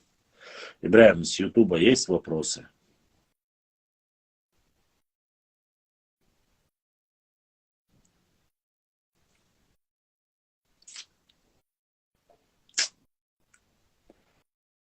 Да, без малого уже почти 2 часа сегодня идет стрим. Начал в 10, сейчас уже почти через 10 минут будет 12. Нет, конечно, я как вчера, нет, конечно, не буду. Да, он пытается, конечно, показать, что якобы считалось, чтобы родниться с ними было за честь. У вообще народа никогда не было такого понимания. За честь родниться с каким иным соседним народом считать за честь. Такого никогда не было. Женился, а вот чести такого никогда нельзя. Ну, тот, кто не знает чеченский народ или не знает нашу внутреннюю кухню, может там говорить об этом, но жениться на ком-то какой-либо национальности, которые живут вокруг нас, разницы нет какой-либо. И говорить, за честь чеченец считал жениться, или Новчу считал жениться на это, там, женщине этой нации, такого никогда не было. Он плохо знает наш народ. Почему? Потому что это за честь никогда не считалось и не может. Ассаламу алейкум. Кто дзурдзуки, чеченцы или ингуши, объясни. Фарух, ва алейкум ассалам. Дзурдзуки — это потомки чеченцев и ингушей. Просто в то время не было ни чеченцев, ни ингушей. Вот так. Но в основном потомки Нохчи народа.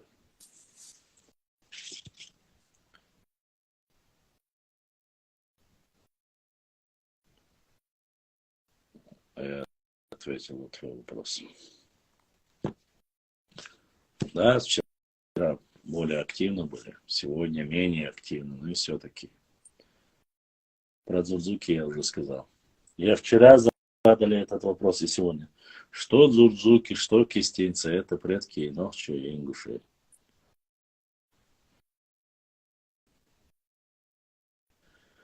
Просто название дзурдзуки и кистинцы появилось намного раньше, чем чеченцы. Я про ингушей вообще не говорю.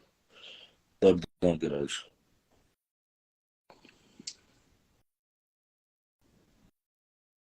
Кстати, их потомками дзурдзуков являются точно так же и бацбийцы тоже, чтобы было вам ясно. Так. Ага.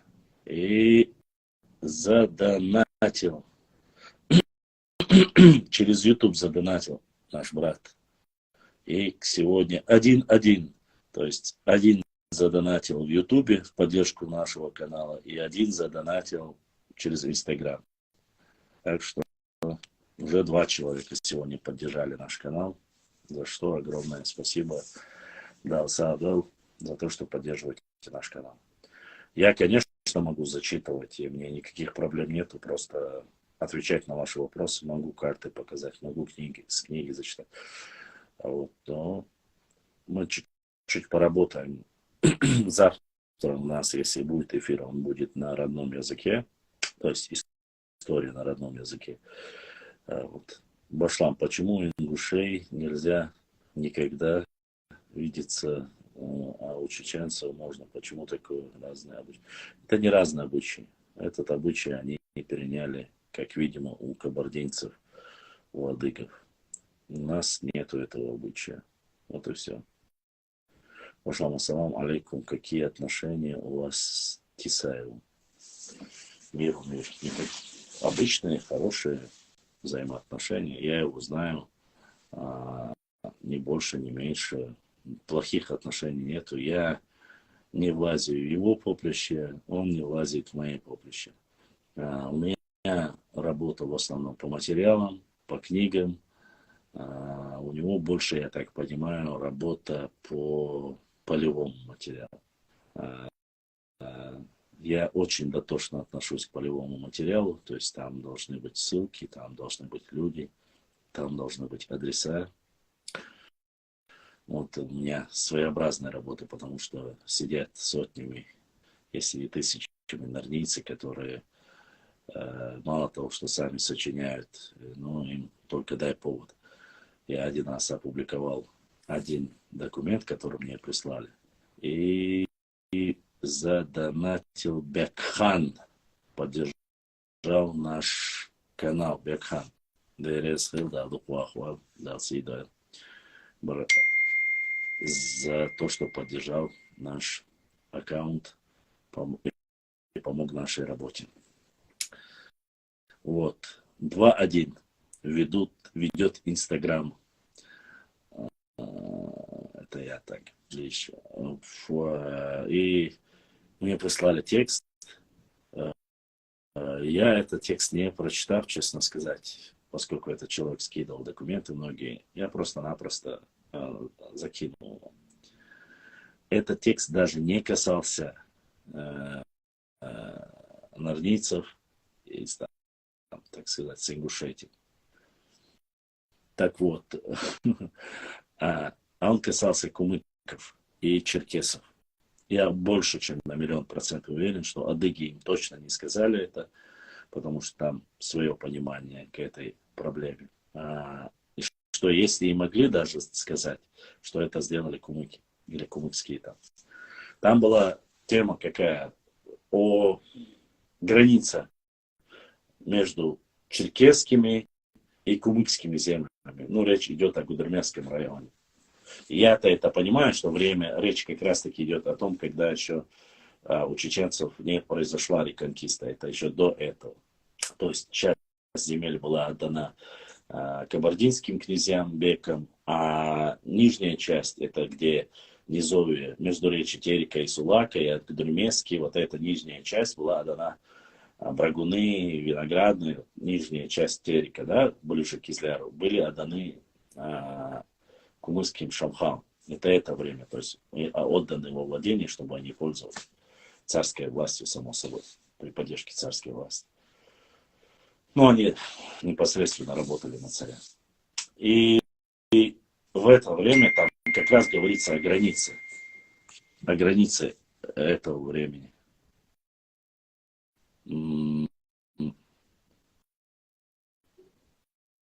И он, видать, из-за того, что на самом деле границы между черкесами и кумыками, я у него спросил, то, что нету границы между черкесами и кумыками сухопутной, он взял и заменил черкесы, написал, подумал, что в тексте ошиблись, записал чеченцы.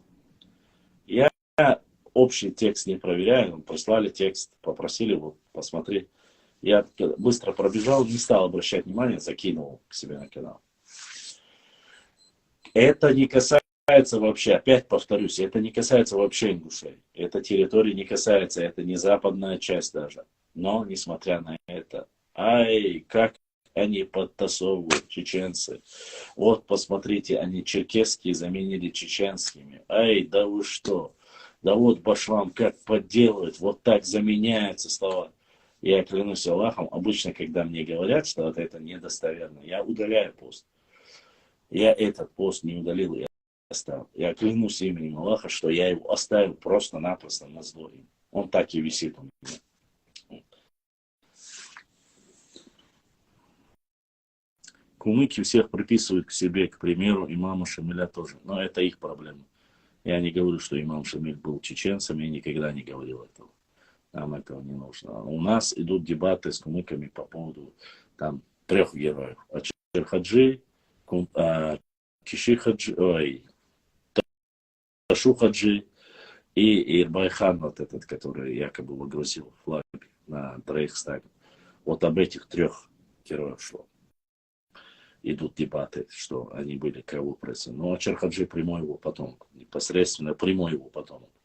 Вышел на связь, я фотографию его опубликовал. Других, кто бы говорил, что он потомок, никого я не видел. Он говорит, что он потомок, прямой потомок Ачерхаджи, что он из Стейпа Гендергну, заявил об этом. Я опубликовал это. Никто не смог, по крайней мере, сказать, что он не его потомок. И он говорит, что он молчал от меня. Поэтому какие могут быть проблемы? И Гендергну. И еще раз Залауды поддержал наш канал. Еще раз Залауды, Баркаллах, за поддержку нашего канала. 3.1 ведет Инстаграм. YouTube проигрывает.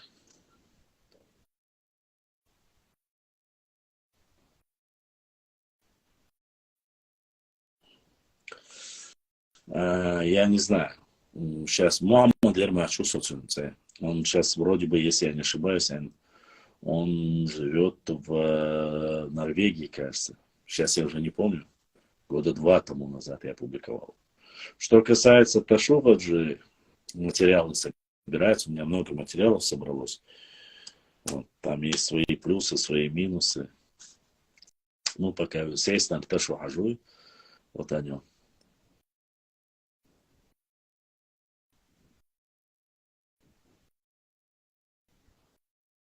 Вот такая ситуация.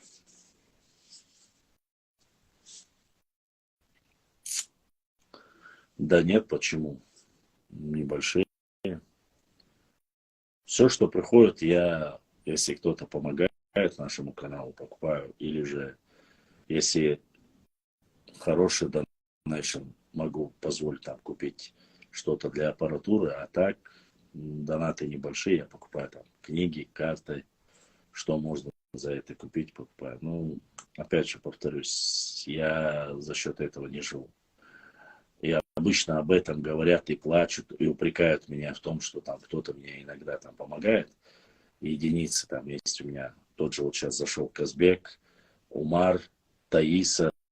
Обычно она, когда бывает в эфире, они почти что каждый раз, когда даже они бывают в эфире, Ахмад, Ауховский, вот они пытаются хоть немного, но каждый раз помочь. А остальные очень редко помогают. У меня за целый эфир там 4 или 5 человек там, если задонатить, то все. Это в пределах не бывает даже и, так сказать. Ну, Ибраим знает прекрасно, и 3-4 тысяч не бывает, там, 1000 не бывает даже. Валикум ассалам. Поэтому все, что там поддержку нашего канала, я всегда благодарю и говорю, для меня нет. Хотя многие норнийцы и завистники, которые не имеют ни рода, ни племени, начинают говорить, ты там сидишь, собираешь донаты, и Аллах не собирает. А какой сумме, если бы идет речь, знает один Ибрагим, и он смеется.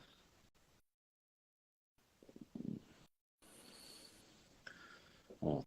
Благо Ибрагим знает об этом. Кстати, да, и пока в эфире, я хочу уже 3 минуты, можно сказать, в прямом эфире. Сейчас я заявлю, но обязательно нужно скинуть. Я от всей души поздравляю нашего брата Ибрагима с днем его рождения. Желаю ему всегда быть таким же красавчиком, настоящим патриотом, ногчи народа, достойным парнем из Пацуантру. Я понял, Зелауди, если Зелауди, то получается 3-1 выигрывает YouTube, потому что 2 доната Зелауди и еще один. 3 подписчика из YouTube задонатили и 1 инстаграмер задонатил. 3-1 ведет YouTube. YouTube пока побеждает по донейшену, кто помогает нашему каналу. Ты перебил меня, Ибраим. Да, удек алуальха, да, дуква хуальха, да, ла, хадейна, нана, ха, дюза, на усуб, на везриш, на массарна, иш дик ваша вош, куна хош, чакуала, пурблуальха, да, ла, ишта, дик на ваствош, кун кыда чакуала, пурблуаль. Ибраим это наш админ из Европы, который всегда фактически с первых дней своей работы ведет работу в Европе по поддержке нашего так оповещения везде. Ибраим дал сейду, дал духуахуа, дал дейхалуэла. Бошло не в курсе Ялхуай Куршла родственны друг другу. Говорят, что да. Ялхуай Куршлай все говорят, что они в основном, да, честно тебе скажу, и Куршлай, и Ялхуай, они все относятся к нахчмахроевцам. Есть некоторые предания, которые говорят, что все, кто проживал, являются нахчмахроевцами, то есть к Нашку относятся, они были друг друга родственными, братьями, сестрами, двоюродными братьями там, и так далее и тому подобное. Поэтому и Ялхуа являются исконно нохчитепом, который немножко имеет и родовую башню. И Куршвай то же самое. Поэтому очень даже вероятно в этом плане, что все друг друга являются родственными и близкими. Сонох его, но мне по бегу показывают ближе и тех, и других, поэтому интересно было. Нуахи, интересно, обычно нуахи считаются гендергноевцами. Это гарду и гендергноид и хадовш. Но нуахи считаются чистыми гендергноевцами. Я не знаю, почему тебе показали Ялхуай и Куршлуай. Хотя, какая разница, еще ночью. Нохи появились от предка вашего. Ноха звали его. Он был, не путать Нохи от Нох появились. И Нохи, который является монголоидной расой и вообще не имеет к Нохче никакого отношения. Ну, кроме как с нами по соседству. Нагайцы. Никархо относится к Тирвай, к терлоевцам. Наши терлоевские волки.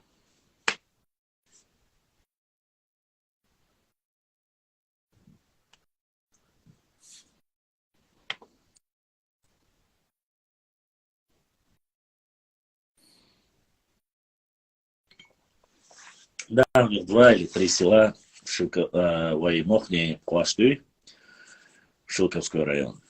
Вот там они являются. Ну, Сунцамухать, да. У меня есть один брат, Чинховый. Я Аллах даю. Мой красавчик его, что он просто царь. До того нацик, и страшно просто нацик. Ну, красавчик просто, не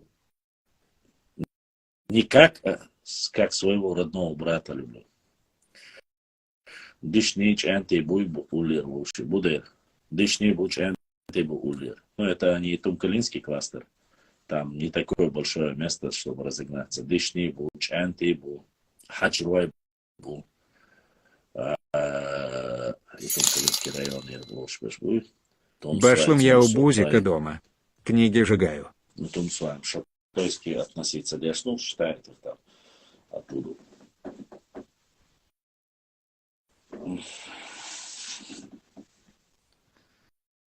Башлам. Название появилось позже, оно относится, Гелген относится, нохшиш оставайтинюз, чем название. Кир, халх, сонин цанагинери, сонин избегцадо. Но основатель Шмышбу, Асюст, Асельдач, не просите, я этого делать не буду, потому что из-за питанду.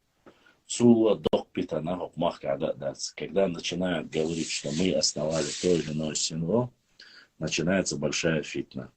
Я на эти вопросы не отвечаю. Вот. Кто основал Гелген? Основал его Нохчитейп.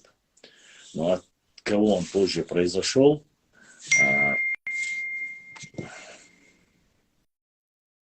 это совсем другое. Поэтому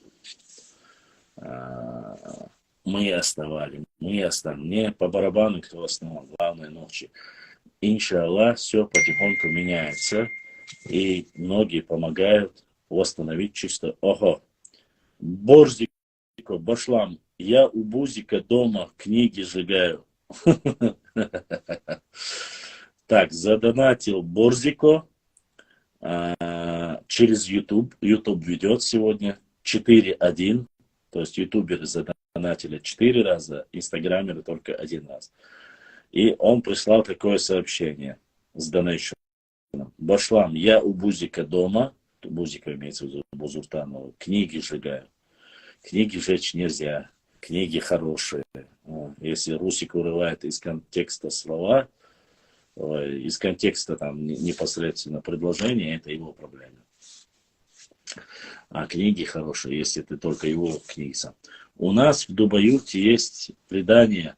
Говорят, что в старые времена Гендергно с нагайцами из Терки поспорили на лошадях, и наш предок его победил. И начали его называть Новый Эшин, типа он оттуда. Да нет. Это вот именно что Вавилон, что это только лишь предание. Это, конечно, чушь, ерунда. Никакой не имеет. Это клевета и то, что пытаются каким-то образом чисто Нохой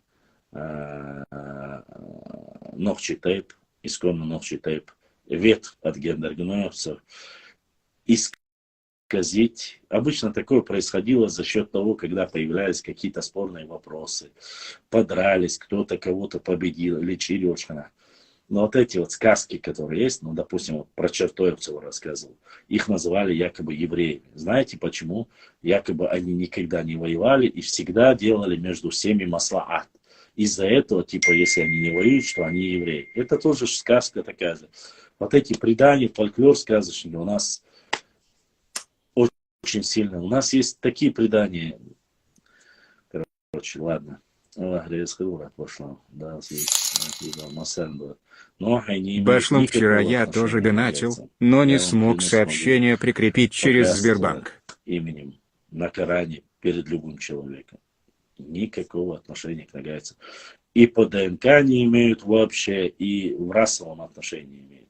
Потому что с тех пор нагайцы живут на Кавказе, то есть чуть ли Ногайская степь, это была наша граница между калмыками, тут давними, и вот нами.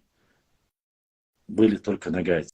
Они от нашего фактически Шелковского района до самого Пятигорья, вот эта местность на карте указана как Ногайская степь. Эти нагайцы с тех пор, как пошли здесь, сейчас вы поймете, почему я вам говорю.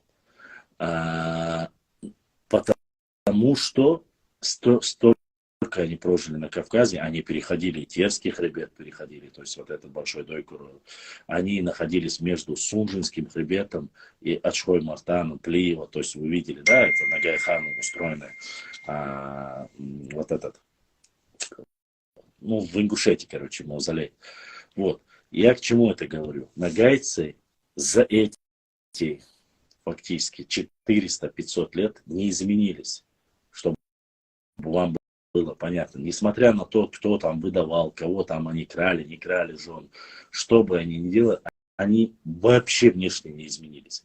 Они были очень воинственные, стоит отдать должное. Ногайское ханство было одно из самых воинственных на Кавказе.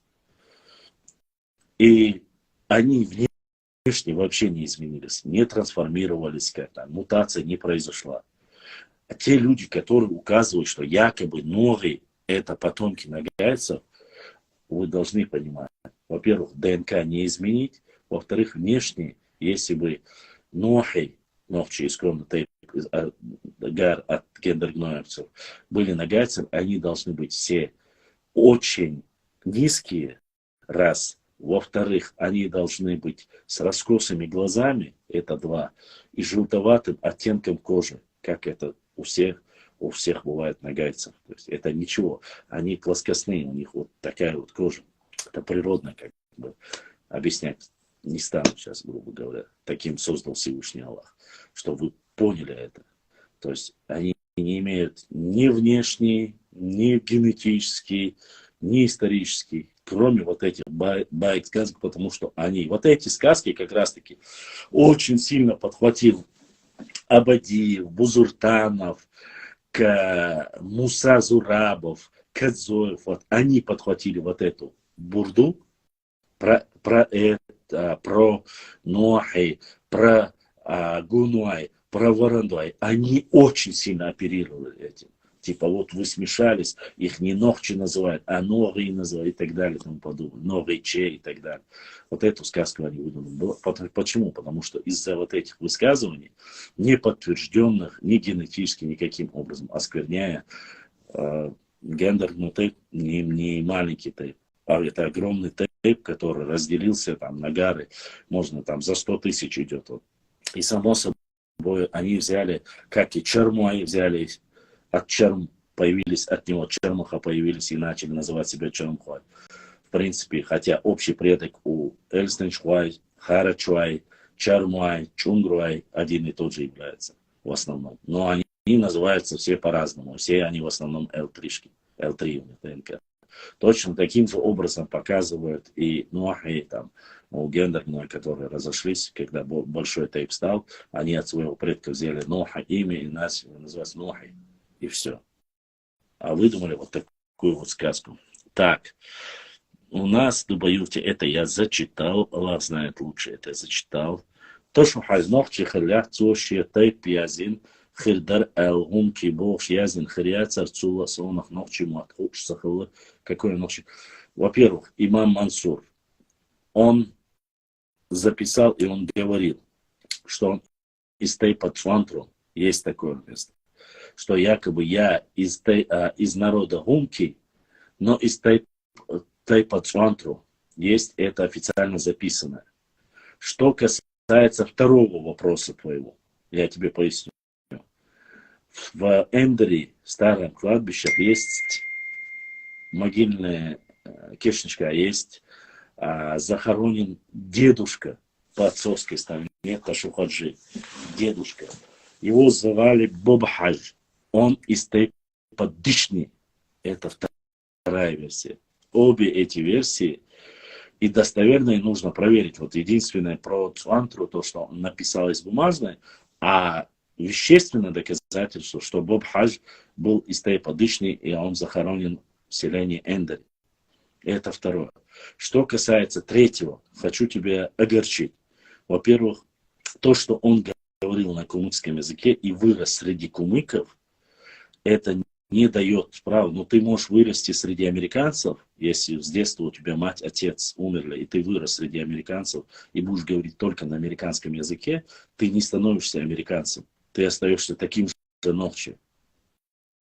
И не забывай, никто не может рассказать Ташухаджи автобиографию до тех пор, пока он не стал известным. Никто. Ни имя матери, ни имя отца. Я спрашивал многих. Ни один Гумки не может тебе сказать.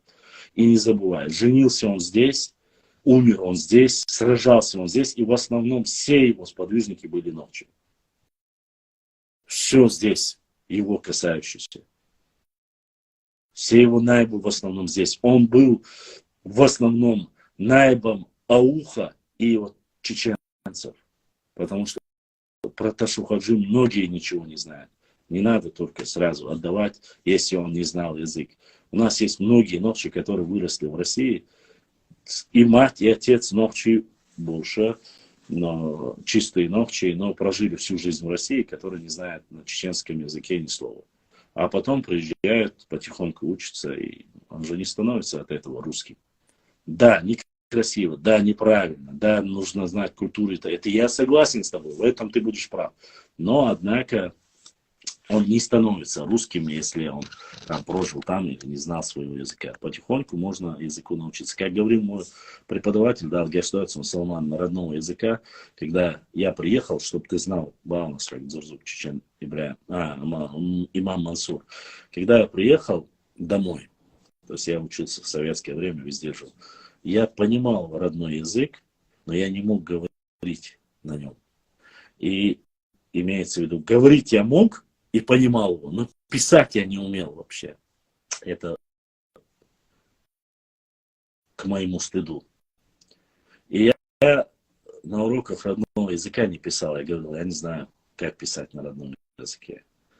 Один раз он оставил, второй раз оставил, третий раз сказал, если захотеть, говорит, у нас такой народ, научишься и китайскому. И к концу года я сдал родной язык на 5. Я имею в виду непосредственно родную речь. Не литературу родную, а родную речь писали. Так что, если захотеть, очень быстро. Этот ДНК доказал точно. Сам кого-то сомневался, но альхамдулилля, чистый научу. Конечно, научу. WhatsApp. И я так чувствую, сегодня побеждает YouTube, походу. Точно, да? 4-1 был. И Башлам. Вчера я тоже донатил, но не смог сообщение прикрепить через Сбербанк, говорит Борзиков. Борзик, ДРС Хейл, Далсей Дуэл. Я так понимаю, 4-1 сегодня побеждает YouTube с перевесом. БРСХ, огромная благодарность, братья, за то, что поддерживаете наш канал. Благодаря вам я могу работать и дальше вещать и рассказывать важную историю нашего народа и многие вопросы. Басам, когда смотришь их проект, у них немало R1A, как и у их соседей. Да. У Кунта Хаджи он был анти-нация или анти-тейп ночью. Я, честно сказать, Ваша, Вавилон, я не хочу говорить про Кунт Хаджи, Киши Хаджи. Не буду говорить, какой национальности. Я могу сказать однозначно про Ташу Хаджи. Вот. Про него я могу сказать, а про них я сказать не могу ничего. Я и не хочу, даже если бы знал. Это уже лучше спрашивать у нашего муфтията, да. С религиозной темой я не хочу лазить, потому что там халует, ардует. Допустим, фотографии, вот сейчас я вел дискуссию, скидывали фотографии, говорили, что в профиль, или анфас, как это называется, анфас, да, или профиль, ну, когда сбоку фотография, закинули, говорят, что это фотография Ташу Хаджи. И есть еще одна фотография, где старейшина с такой белой бородой, тоже фотографию, все скидывают, когда вбиваешь Ташу Хаджи, выкидывает эти фотографии. Я начал публиковать тексты с этими фотографиями. Со мной связывается человек из Франции. Он говорит, Шамиль или Мухаммад Каратаев, его фамилия была, если я не ошибаюсь. Фейс и Анфас. Да, ну Анфас, кажется, правильно. И он говорит, что этот человек и первый, и второй не является, валикум ассалам, не является Ташу Хаджи. И первая, и вторая фотография, это фотография их предка. Он Мулла Каратаев, его как-то звали. Во время имама Шамиля он один из алимов был, ученых, который у нас здесь тоже, если я не ошибаюсь, как-то так. Он каратлинцем является с Дагестана. И он говорит, это фотографии нашего прадеда. И он никакого отношения к Ташу Хаджи не имеет, со всем моим уважением. Нету ни одной фотографии Ташу Хаджи. Ни у кого нету фотографии его. А то, что вот закидывают, все говорят, что вот эта фотография Ташу Хаджи, вот это, особенно кумыки раскидывают, якобы это не фотография Ташу Хаджи. Спросите вот у этого потомка, который говорит, это фотография, я могу доказать, у них есть все фотографии ихнего дедушки, и эта фотография является то ли шейх Мухаммад, он говорил, Каратаев, ну, это фотография его. Нету ни одного портрета Ташу Хаджи, ни у кого. Единственное, что от него осталось, это могилы его жен в Шали, кажется, если я не ошибаюсь. Это от его вещей, ленточки, это непосредственно наибы Ташу Хаджи, которые были, сохранили от его вещей, от там пояс, вот такие вещи мне присылали, показывали, вот что осталось прямо от Ташу Хаджи. Больше его зовут Ташу Хаджи Саясанский. Сесть на Ташу Хаджи olsun, Нохчимата, Вок Хаджи olsun. Дейцам дүйцерду, но и гумки халар осталось, и насадуйба ищец. Его Аллацахи. То, что он вырос в Эндере, а Эндере половина была населена Нохчи населением, вторая половина была заселена Унки, это однозначно. То, что ему беспрекословно подчинялись и однозначно ему помогали, все его войны были в основном Нохчи и Беной, в первую очередь. Зантхуа, все они, это однозначно. Вот. Поэтому Ташу Хаджи сказать, что он гумки, я не могу. Почему? Основывается, на чем основывается гумки, что он гумки? На одном из его документов, в котором написано, что Ташу Хаджи аль-Кумуки аль-Азиндута. Но в то время тот же потомок этого Каратаева, с которым связался со мной и рассказывал мне, он сын Мулы этого, или правнук, или внук Мулы этого. Внук, получается, или внук, или правнук, ему лет 40-50. Он говорит, что в Дагестане в то время, когда писали на арабском арабской вязью говорили, среди какого общества ты живешь, этим обществом и себя именовали. Поэтому он себя записал Аль-Кумуки, а не потому, что он является потомственным Кумыка. Понимаете? Я понимаю, почему вот эту фотографию Ташухаджи Саисанского закидывают и говорит там, что он. Потому что он немножко похож, честно сказать, эта фотография похожа немножко, анфас похожа на Кумыков. И они его закидывают. На самом деле он не является. А в каком веке год появилась фотография? Ну, вбейте, пожалуйста, Зелро. Можешь посмотреть в Гугле, там посмотри. Вы узнаете, сразу будет понятно. Точная дата его погибели, если я не ошибаюсь, то ли некоторые говорят 42-й, 40-й, 42-й, но есть якобы документы, которые говорят, что он погиб в 46-м, 1846-м. Но официально, если я не ошибаюсь, 40-й или 42-й, 1842-й, кажется. Кстати, именно Ташухаджи мог стать третьим имамом, но во время голосования определенное голосование сыграло против Ташухаджи, хотя он был намного ближе знаком с Гази Мухаммаду и Гамзат Беку. Он был большим алимом. И считается, что непосредственно Ташухаджи распространял ислам вплоть до Адыгеи. Вот. Не имам Шамиль, а именно Ташухаджи. И больше всего влияния на чеченцев именно имел Ташухаджи. Вот так вот. Что ж.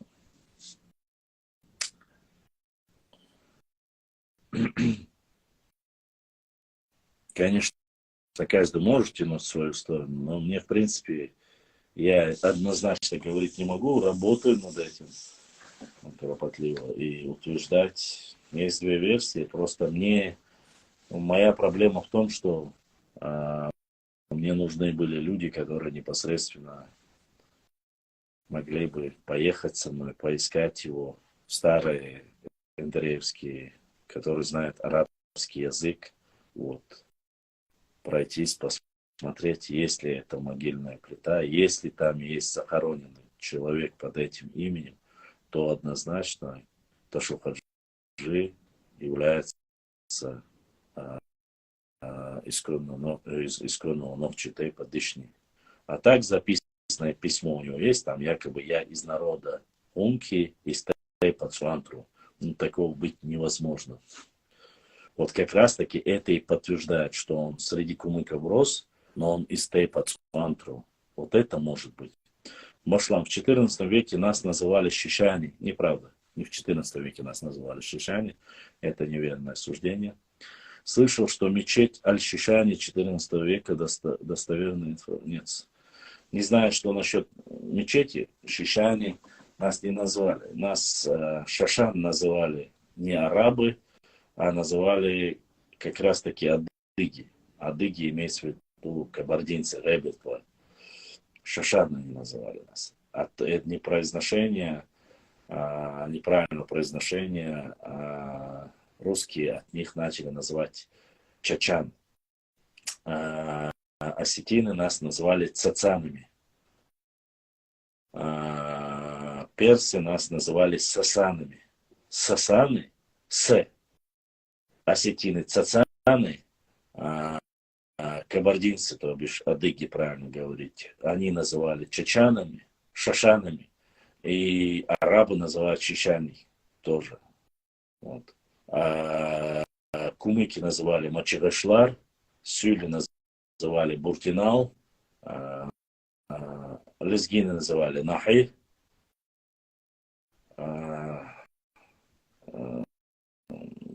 не знаю, как там ингуши назвали, они говорят, только они ногчи нас назвали.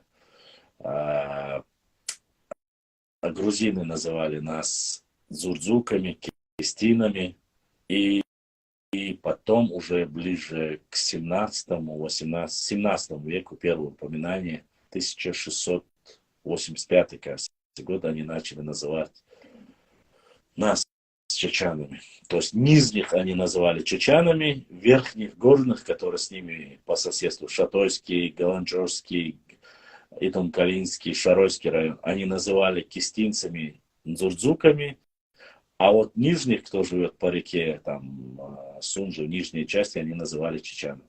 Вот так вот. А что касается мечети 14 века, я не знаю, честно сказать. Ты о какой мечети говоришь, я не знаю. Что ж, они чего не знают, того не знаю.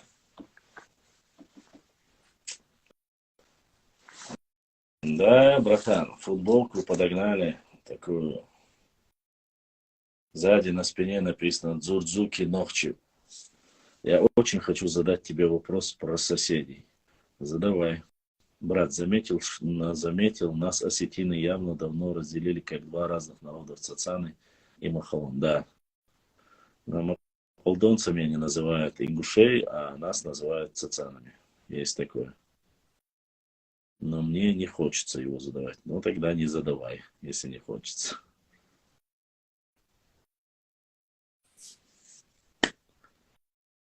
Нет, почему сплю?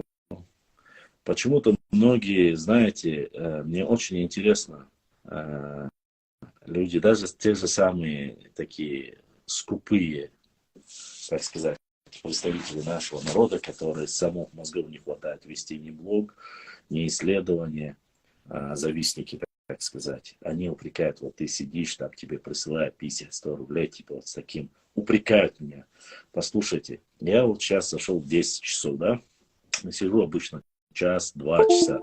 Ибраим знает, да, 4 часа или 3 часа я сижу в эфире. Я трачу свое время, я трачу свое здоровье, я трачу свой ресурс.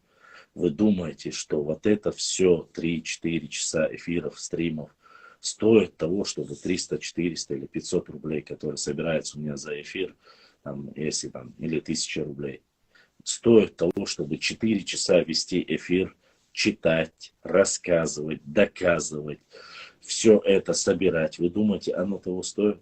Вы реально, вы стали бы делать это? Я вам клянусь, если бы я за бабки это делал, я бы никогда в жизни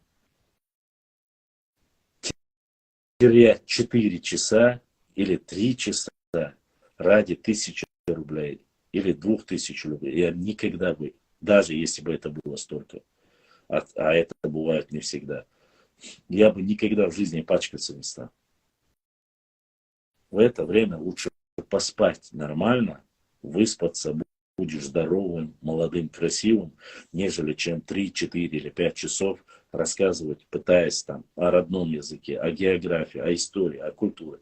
Вот этих балаболов, что с Дагестана, что с Ингушетии, что там откуда, которые клевещут. Я не про нормальных людей, которых опровержение заниматься, каждую их ложь опровергать, показывать людям, что это неправда. Делать эфиры одновременно в Инстаграм, в Фейсбук, в Телеграм, в Ютубе. Потом Ибраим их перекидывает в Рутуб, распространяет. То есть во все наши каналы мы показываем. Оно стоит того, чтобы получить вот эти мизеры. Это говорят сами по жизни неудачники. Они сами ничего не могут, а за спиной говорить, задеть и пытаются каким-то образом оскорбить. Пожалуйста, делайте мою работу, рассказывайте историю, рассказывайте, поясняйте людям. Особенно наши новчи, которые проживают за пределами. Я же прошу, не обязательно говорить об истории, географии, культуре. Давайте поговорим насчет любой темы. Вот вы скажете, давайте сегодня поговорим об этой теме. Я за. Единственное, что я не хочу, говорить о политике. Потому что это никогда не доводит ни до добра. И я не хочу проблем, чтобы были у моего оппонента были проблемы. И не хочу себе никаких проблем. Остальное, пожалуйста, давайте обсуждать все, что хотите. Литературу, историю, культуру, традиции, какие-то проблемные общественные организации, я не знаю, какие-то, все что угодно. Давайте. Но нет. Обязательно нужно все исковеркать, задеть, сказать, вот ты не тем занимаешься, ты не то не делаешь. Делайте, пожалуйста. Я в день сажусь, ищу, конспектирую, готовлю материалы, фотографирую. Я могу до 10-15 постов за один день делать. Я работаю сам. Единственный в прямых эфирах мне помогает модераторством и при запуске помогает Ибраим. Там еще некоторые ребята и девчонки, которые в Ютубе. Остальном я веду все сам. Я наблюдаю за другими пабликами.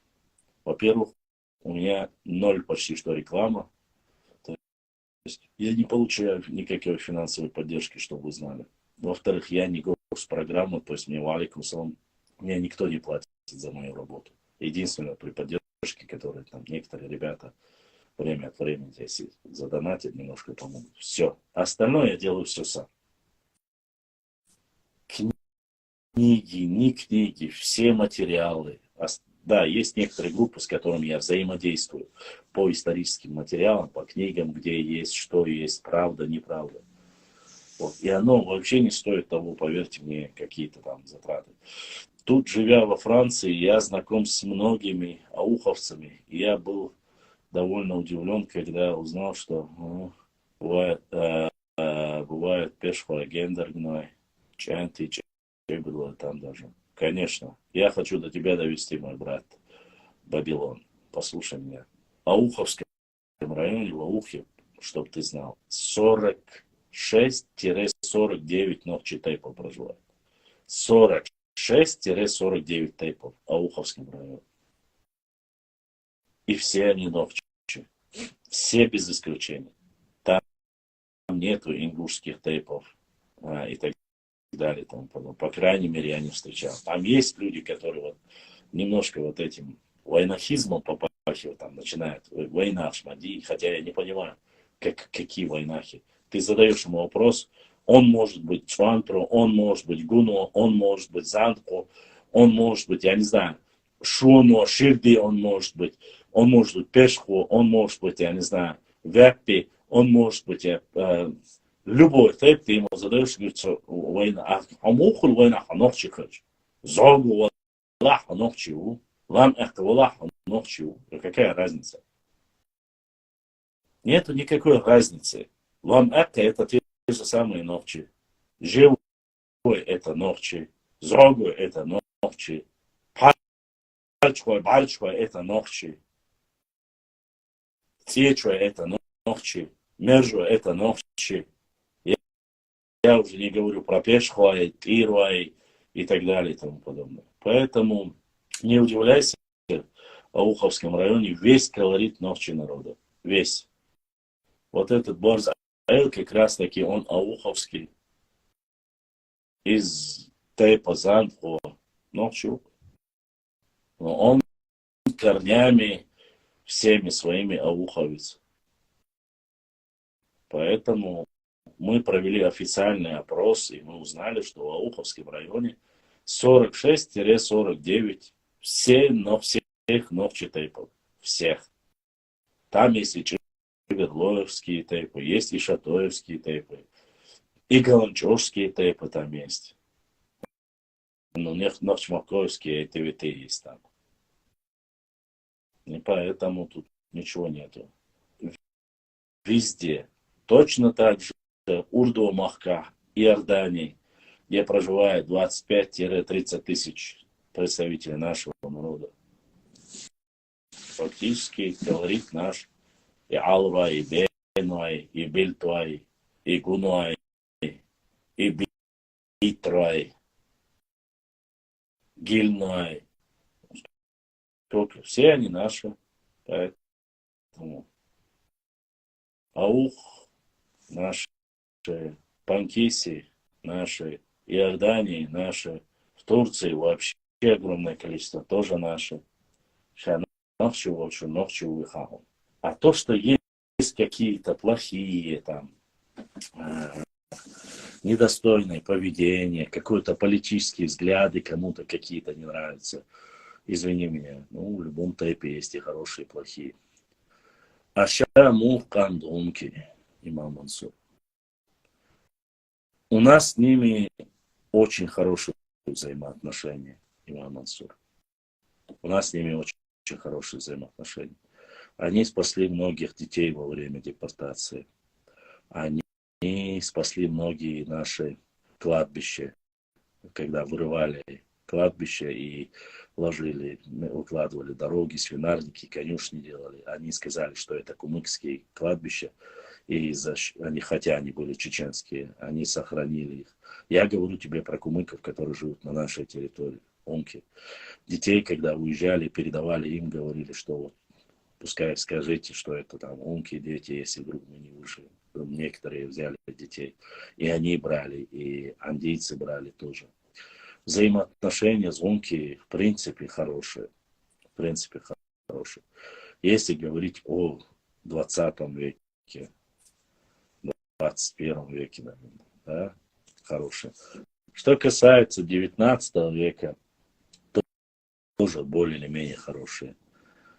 Вот. Лезгины автохтонный народ. Вне всякого сомнения, очень не маленький автохтонный народ, но лезгины с нами почти не граничат. Вот. Они автохтоны, это не пришло, они прямые потомки леков. Вот. Поэтому такая вот ситуация. Ладно, еще минут 18 мы побудем с вами, и после я уже завершу свой эфир. Все-таки в 10 часов начали, и до часу, думаю, хватит. То я-то спать не хочу, я еще буду работать, читать. Спать я не хочу, кофе я выпил. Они родственны генетически к балкарцам или чисто лингвистически. Кумыков ты имеешь в виду? Балкарцы и карачаевцы ближе и считаются автохтонным народом к нам, к автохтонным народам. Именно балкарцы и карачаевцы, как ни странно. Но язык у них тюркский. Говорят, что именно во время Тамерлана их родной язык утерян, и они стали тюркоязычными. Это тюркский язык не считается родным языком карачаевцев и балкарцев. Так говорят ученые, в основном наши. Они относятся к кавказской семье, и они не относятся к завоевателям или пришлым и так далее и тому подобное. Карачаевцы и балкарцы. Так вот.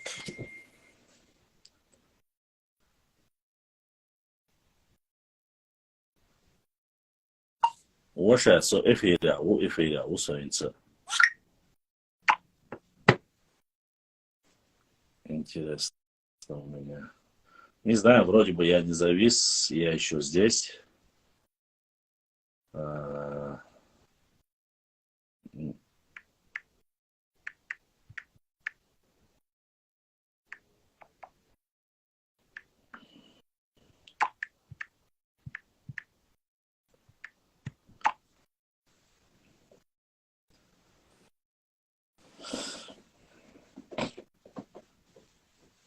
Не.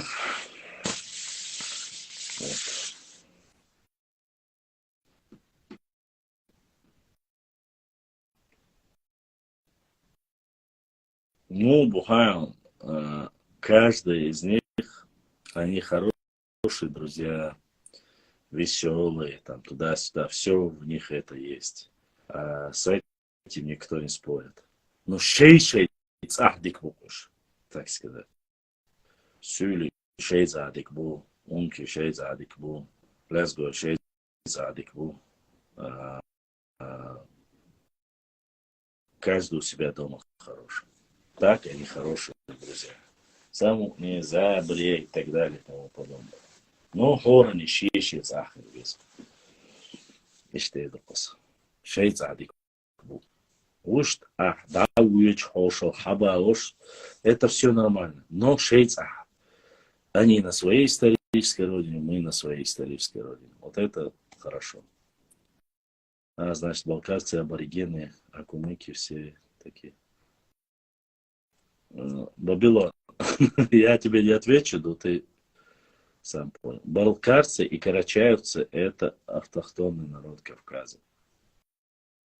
Эти маленькие народы, но автохтонные. Но язык свой родной они, считается, утеряли. Какой у них был язык? Аллаху алям, я не могу сказать. Но считается, что язык они утеряли свой.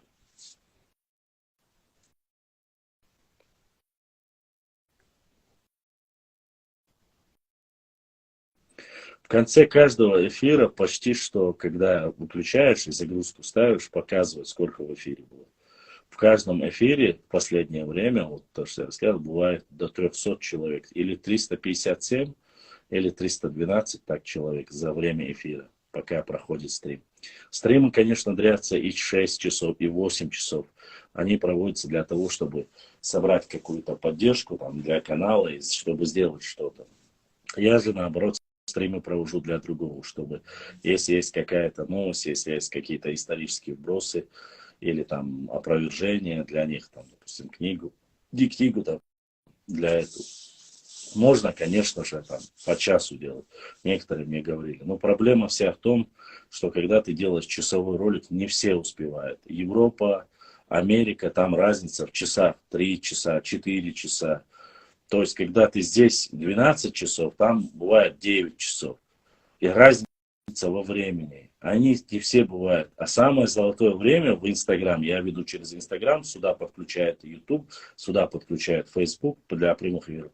Самое золотое время в Инстаграм, то есть есть какие-то правила, это считается 23:00. Но к этому времени и Европа, и Америка, то есть вещание для них, оно передвигается. Поэтому бывает.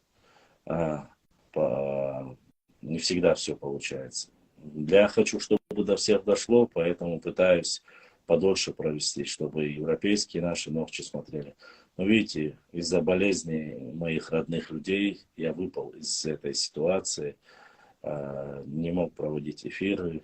То мама, то другие родные люди мои заболели. Там, все, что я мог сделать, бегал, пытался делать там. Иногда, конечно, когда выпадало время, там, на час-два я выезжал куда-то на пруд там посидеть. Но этот год, май месяц, очень холодный. Нигде, в принципе, и тоже не клюет. Я просто-напросто не смог. Я не потянул бы и финансово, не потянул бы и то, и все. Поэтому приходится... кто автор той книжки? Какой книжки? То, что я последнее зачитывал, это не книжка, это статья на Проза.ру. Я сказал, кто это. Можете почитать. Но в конце он заявил, что это его личное мнение, его личное понимание. Возможно, это не так. Что ты скажешь такому человеку? Да, там, конечно, он наговорил. И честно сказать, если там кто-нибудь из власти имущих прочитает или увидит, ему может не поздоровиться, потому что он там некоторые вещи наклеветал на власть имущих. Но, видать, пока никто не прочитал. Но, вот видите, мне скинули тоже. Оказывается, статья 22-го написана была, ссылка мне. А эта статья написана 2020 года. То есть еще 3-4 года тому назад. То есть через 2 года после темы, которая пошла по границе в 2018-2020 год, через 2 года он ее написал. Но он задевает, и в первую очередь, он говорит и о Хасане Бакаеве, и обо мне, имеется, не прямо говорит, но то, что все он перечисляет, это то, что мы говорим. В принципе, то есть он это делает ущерб нашей истории, якобы, что это занимается. Он рассказывает, что есть какие-то люди, историки новоявленные, которые говорят о чистоте крови. Честно сказать, никогда мы не говорили о чистоте крови. Мы говорили, есть элемент пришлых тайпов, и есть те, которые не пришли.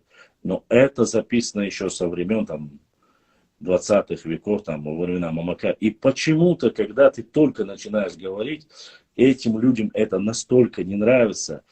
Но посмотрите, фактически о истории нашего народа никто нигде не говорит. Вообще почти что не говорит. Такая тухлятина, извините меня за выражение. Какие-то фрагменты, фрагментарно написано, вырезано, выдолблено. То, что написано во время Ичкери, недовольно. Благо, оставили Сигаури в покое, а и Сигаури тоже начали приставать и говорить, его книг фактически нету. Этого двухтомника нового я так и не смог. Я вместо него, то, что он мне прислал, там был брат из Норвегии, ДСД его зовут, он прислал мне, чтобы, на день рождения, кажется, он прислал, чтобы я купил эти книги. Я их купить не смог, но вместо них купил другие книги, редкие тоже. Я не нашел просто-напросто новые книги Сигаури, оставил. Никого нету больше. Нет никаких новых книг. Никто их не трогает. Они заняли все места. Они шикарно все живут. И только если кто-то начинает говорить, что да, есть такая-то, такая-то в этнографии, в истории. И они начинают, вот появились нацики, вот появились нацики. А кто такие? Какой они национальность? Если Нохчи говорит, хочет говорить о Нохчи истории, о Нохчи тейпах, о горах, башнях, что здесь плохого? Сразу сравниваю с Гитлером. Вот они появились, начнется война. Почему начнется война?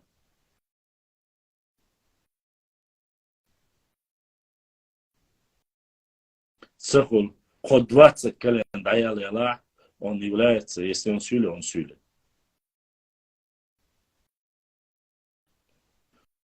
Шейх это титул, если я не ошибаюсь, правильно?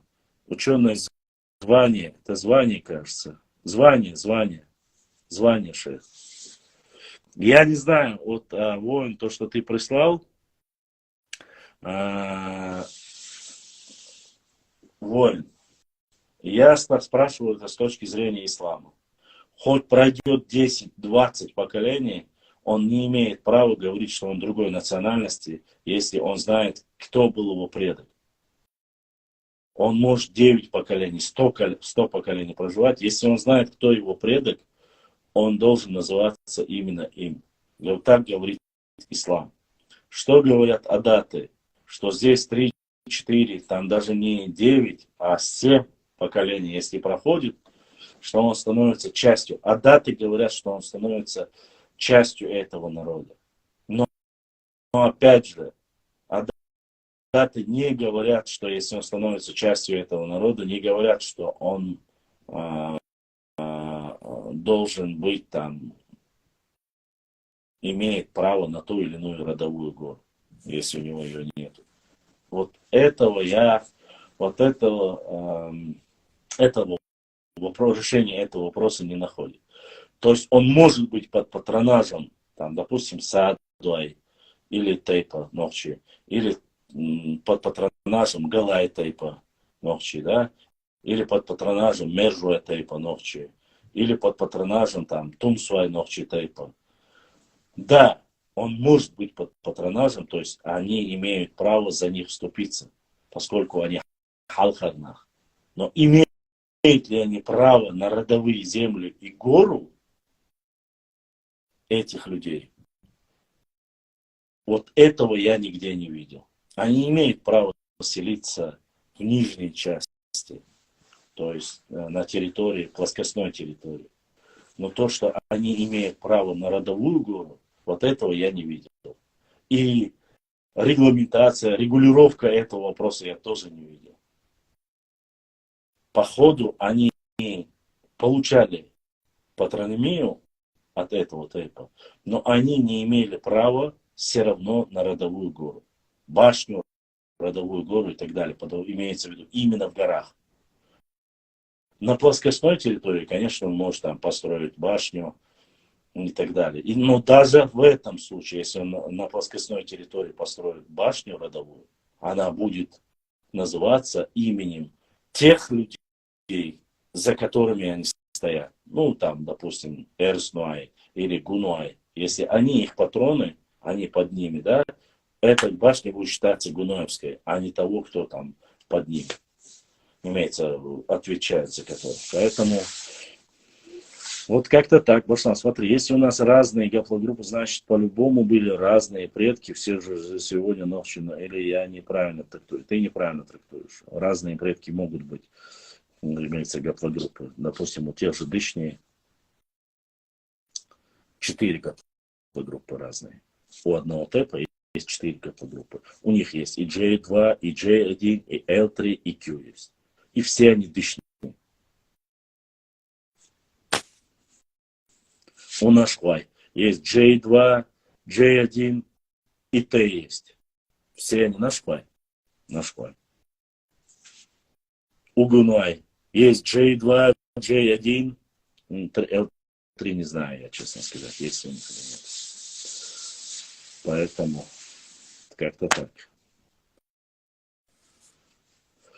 Да, ну что, уважаемые друзья, наверное, на этом сегодня мы закончим. Завтра я постараюсь очень провести эфир.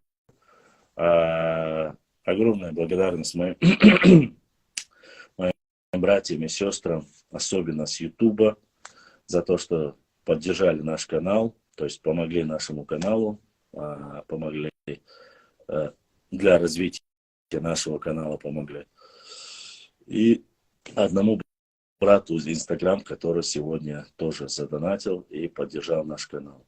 Всем огромное спасибо. Я надеюсь, я сегодня вас не уморил, там, сказать, не сделал так, чтобы вы сильно устали. Надеюсь, вам было интересно. Завтра мы постараемся сделать эфир. Не забывайте подписываться, не забывайте приглашать нам новых подписчиков. Если у вас будут вопросы, пишите в директ, обязательно ответим. Всем огромная благодарность. И, конечно же, в конце, как каждого эфира, я хочу попросить у всех, если я кого-то каким-то образом обидел, задел, я прошу вас прощения ради Всевышнего Аллаха, если я как-то неправильно что-то объяснил.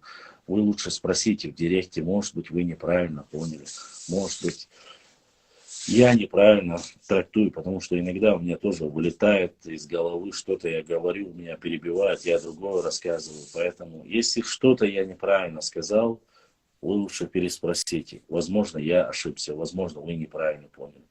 Если я все равно каким-то образом вас обидел, я прошу ради Всевышнего Аллаха не обижаться, потому что я не оскорбляю ни народы, ни тухумы, ни тейпы, ни фамилии. Я говорю и трактую историю так, как я ее понимаю, апеллирую теми или иными фактами.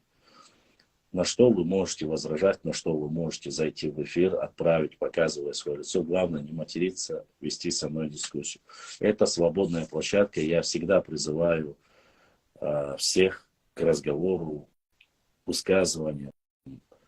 Просто многие боятся, многие очень... Почему боятся? Потому что слабая аргументация и материться под пустым ником всегда проще. А вести нормальную дискуссию с человеком это всегда сложнее, потому что правду нужно доказывать и приводить примеры, которые реально существуют, а не выдумывать и говорить там, мы в космос летали и так далее. И тому подобное. С вами был ваш брат Башлан. Всем доброй ночи. Еще раз поздравляю моего брата Ибрагима с днем его рождения. Да,